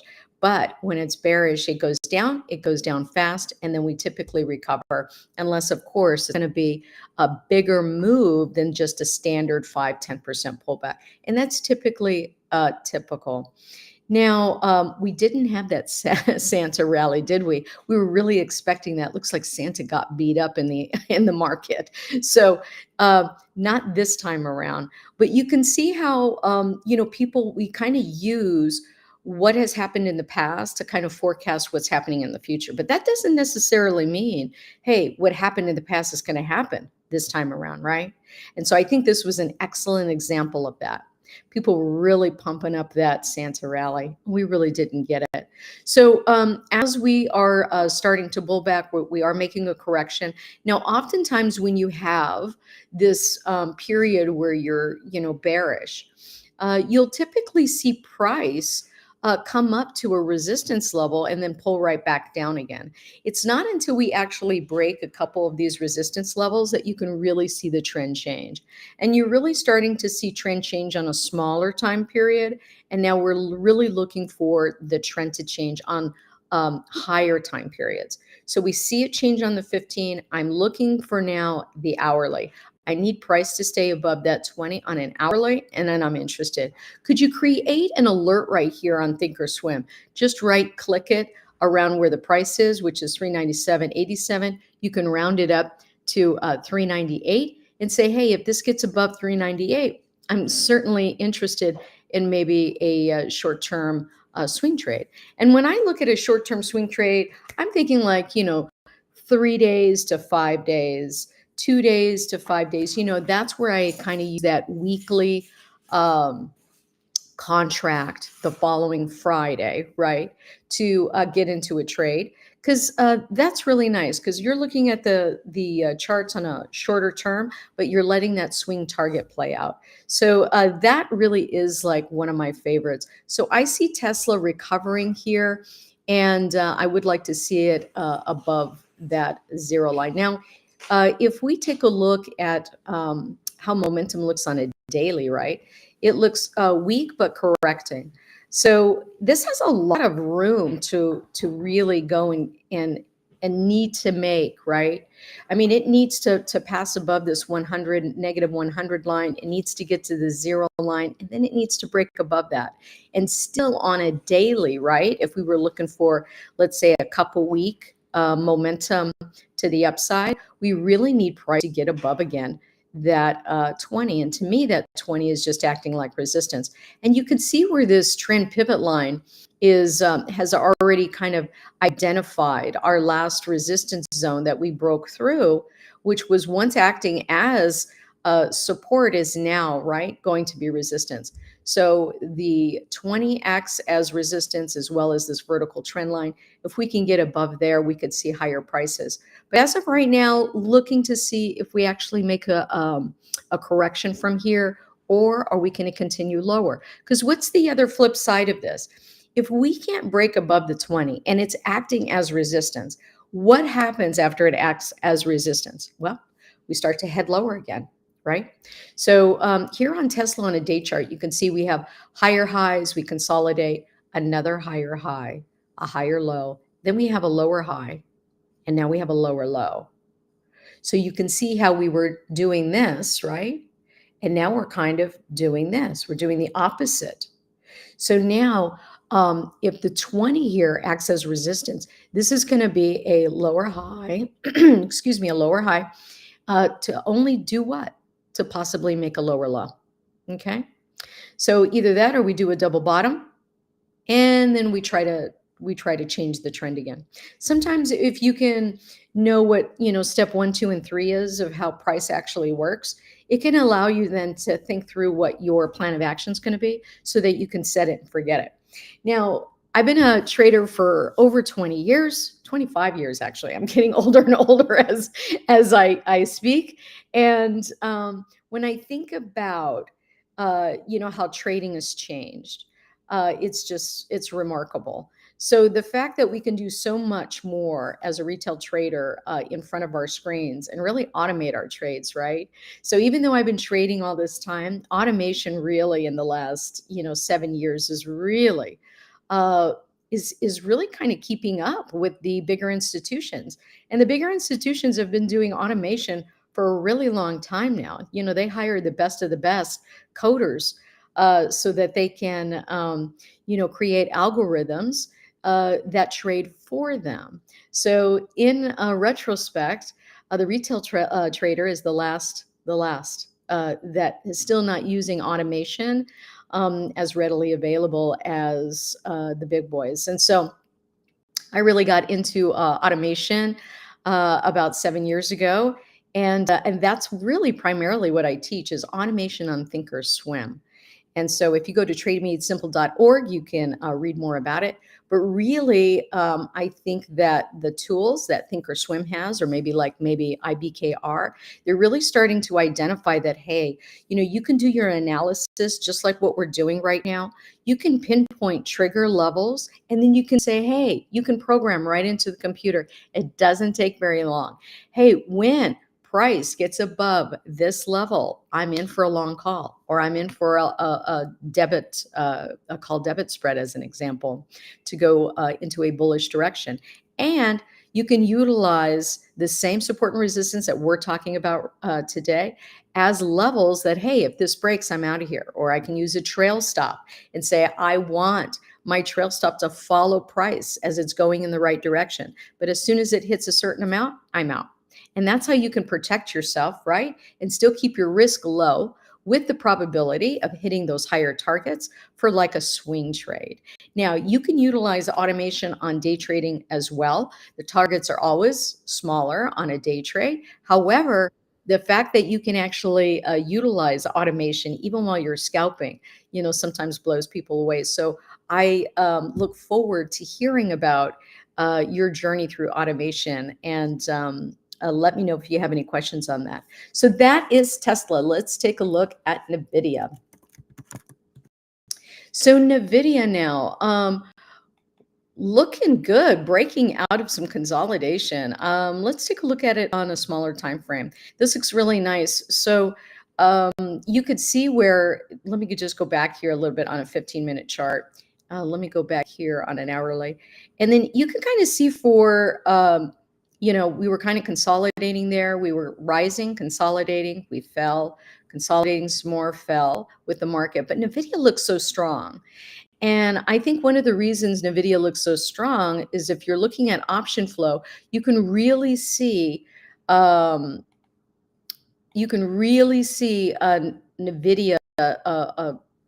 institutions are buying NVIDIA. I keep getting this wrong. Let's see if I can get that. There we go. So when I start to look at option flow as an example, and if you're utilizing some of these types of tools that, follow whale activity, that's what it's called. But really, the institutions are making the candles on the screen. It's not the retail trader. So what we're trying to do is we're trying to write trend trade. And what does that mean? Well, it means that we're following the trend. And the reason we're following the trend is because the whales, the institutions, are in front of us in this ocean. And we're really just following them, right? We're letting them kind of forecast what's happening because they're the ones who actually move the market. The retail trader does not, by the way. So when we start to think about this, okay, then we start to look at like tools like option flow and say, hey, what is this option flow telling me? Now, do the institutions always get it right? No, they do not, right? Because I think a lot of institutions during the Santa rally, I was watching the institutional flow and I was looking at a ton of money going into a lot of big names, and it didn't happen. Okay. Now, whenever you see option flow that have dates that are very far out, that really means that really the institutions don't really know what's going to be happening next, and they're parking their money somewhere. They're parking it because they don't want the time value to penalize them. So remember, when you take a shorter dated contract, like a week or two out, you kind of have to be sure that that's going to be being played out in that period of time, or that time value is going to punish you and you're going to lose a lot of premium capital from your contract. So when you start to see option flow and, everything is really kind of far out there in June and next December, they're just parking their money. They're keeping it, in the big names, and then they're waiting to see. But when you start to see option flow more like shorter term levels, like within the next week or two, you could start to identify where some of those institutions are identifying strong momentum. And they can also see, right, all the orders. So that's really kind of a cool way, if you haven't used these type of tools before, to try to help you in your analysis of, hey, what kind of ticker should I be looking at?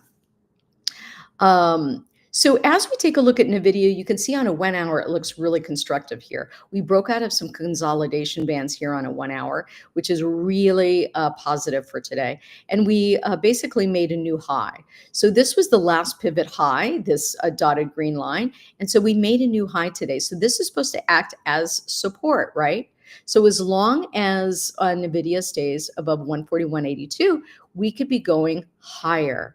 Now, if we take a look at a longer time frame, we look at a daily as an example, we could see on a daily, on a longer term time frame, that the pivot high is actually located at 152. So where are we going to go next? Well, all you got to do is just look left, right? I mean, there's so many classes on support and resistance, but the easiest way is look at your chart, look left. So if we look left, we could see that, here's an area of resistance at one time. So this could be resistance as well, as this price is trying to get or make its way up to 146.82. And we just look at the last pivot high on a daily and we say, okay, this is definitely resistance, right?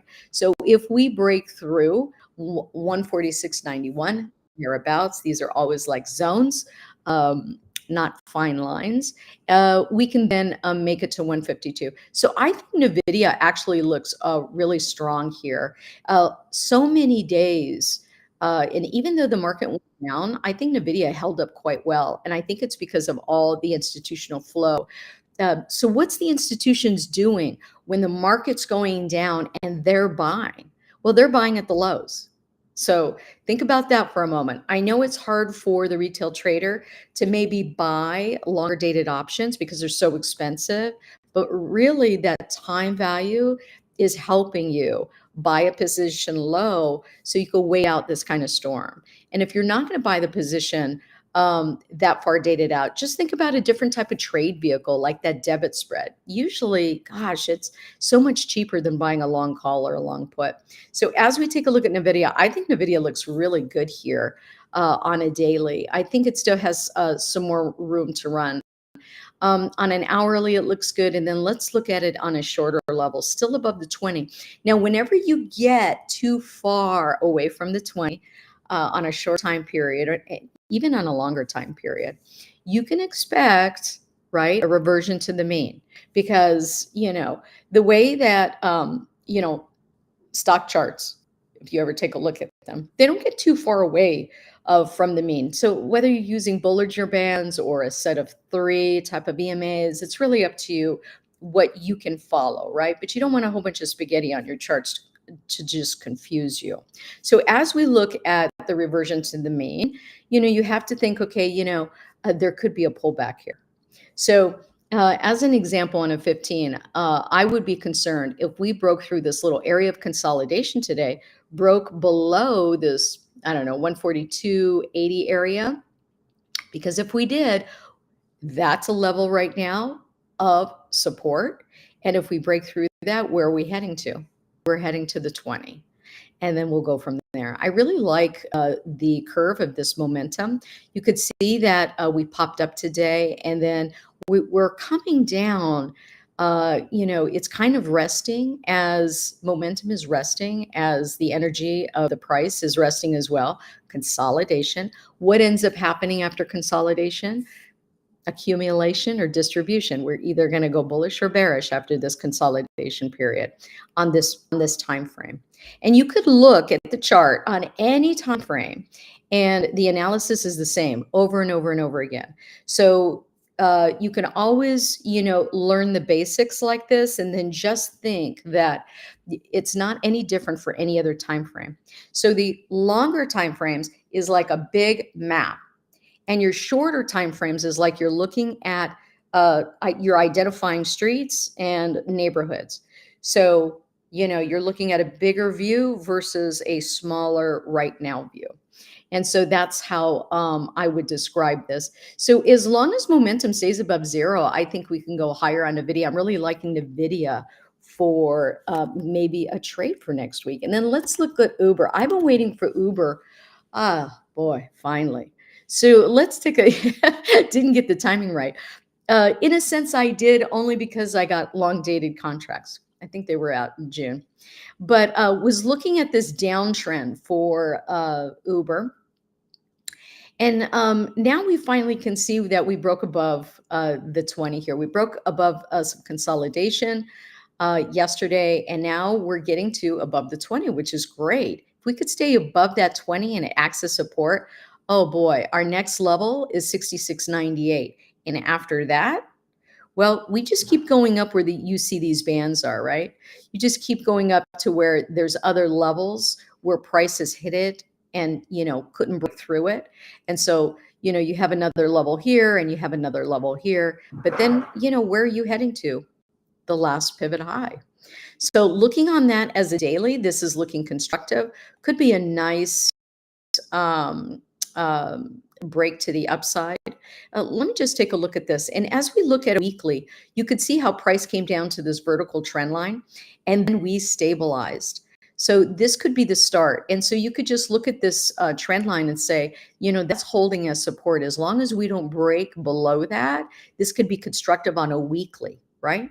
On a weekly level. So as we look at a longer time frame, we could see that this is holding as support. And then as we look at a shorter time frame, we could see, wow, this has been consolidating for so many days here, right? Couple weeks it's been consolidating. What happens after consolidation? Accumulation or distribution? What does this look like? It looks like accumulation. We're going up. Distribution's going down. So this is really looking positive right here. I really like it. And our next target is 67.07, and that still would be a nice profit for, as an example, a weekly debit spread, or let's say a weekly call. Now, Uber doesn't, if you go to the trade tab, you could kind of look over here and see, hey, how does Uber typically, right? What's its normal price range? What's nice about Thinkorswim right now and a lot of these platforms is you can see the implied volatility as well as its expected move. The markets are relatively pretty good about expected moves. So we got plus or minus for next Friday, 2.5 points. So you can see that, Uber's not a high flyer. It's not a, it's not a rocket ship. But when it starts to go, it ends up going. And so you could see that we have this expected move about 2.5 points. Now you could do that on any time frame and on any. If you don't know it, it's very helpful as a trader. And then now let's take a look really quick. We only have a couple minutes here, so let's take a look at the chart for Uber. I do like this, but I do like more powerful stocks for these short-term trades. I do like NVIDIA here. 142. I really like this one. So let's take a look at NVIDIA for a long. Another reason why I'm choosing NVIDIA, by the way, over Uber is because Uber was more like a technical analysis play, where NVIDIA is more of an institutional play. So I've been seeing a lot of institutions diving into NVIDIA with their option flow. This could give you trade ideas, right? So when you actually start to see that just because they're dumping money in it doesn't mean it's going to move right away. So you have to like look at that money and then start looking at the charts. And then when you really see the momentum start to go, then you can pick and choose your entries. And so I actually like this for a debit spread for next week. So we're going to go over to Friday. And we're going to just pick the at the money. It's the simplest way to do this. You're going to go right over here to vertical and you're going to drop it down. By the way, if you don't know, these are all the different types of strategies that you could utilize in options trading. But really, you only need just to know a couple to kind of stay on top of the market environment and then go along with it. So with this vertical, I'm going to just come right over here and I want to show you the quick difference between buying a long call and then buying a vertical. And this is great for small accounts. So as we look at a contract for a long call on NVIDIA for 7 days out, we're just leasing 100 shares of stock for 7 days, $355 to get that long call. When we go to a vertical, look at the difference in price. $50. $50 for a call debit spread on NVIDIA. It's a 144, a 145. And what am I saying? I'm saying, hey, I want NVIDIA by next Friday to stay above the 144 range. What's the expected move for NVIDIA? 7.7 points, up or down, right?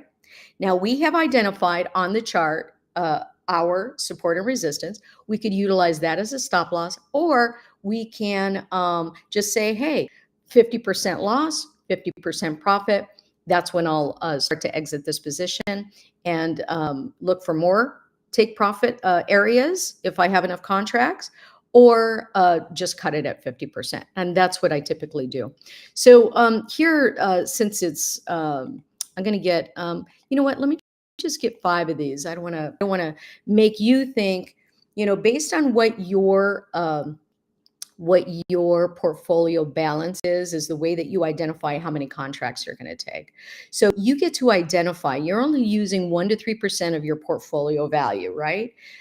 If you didn't know, industry standard, right? These are just typical industry standard type things. No secrets here. So if you're using 1 to 3% percent of your portfolio value, you can then identify for each given stock, right?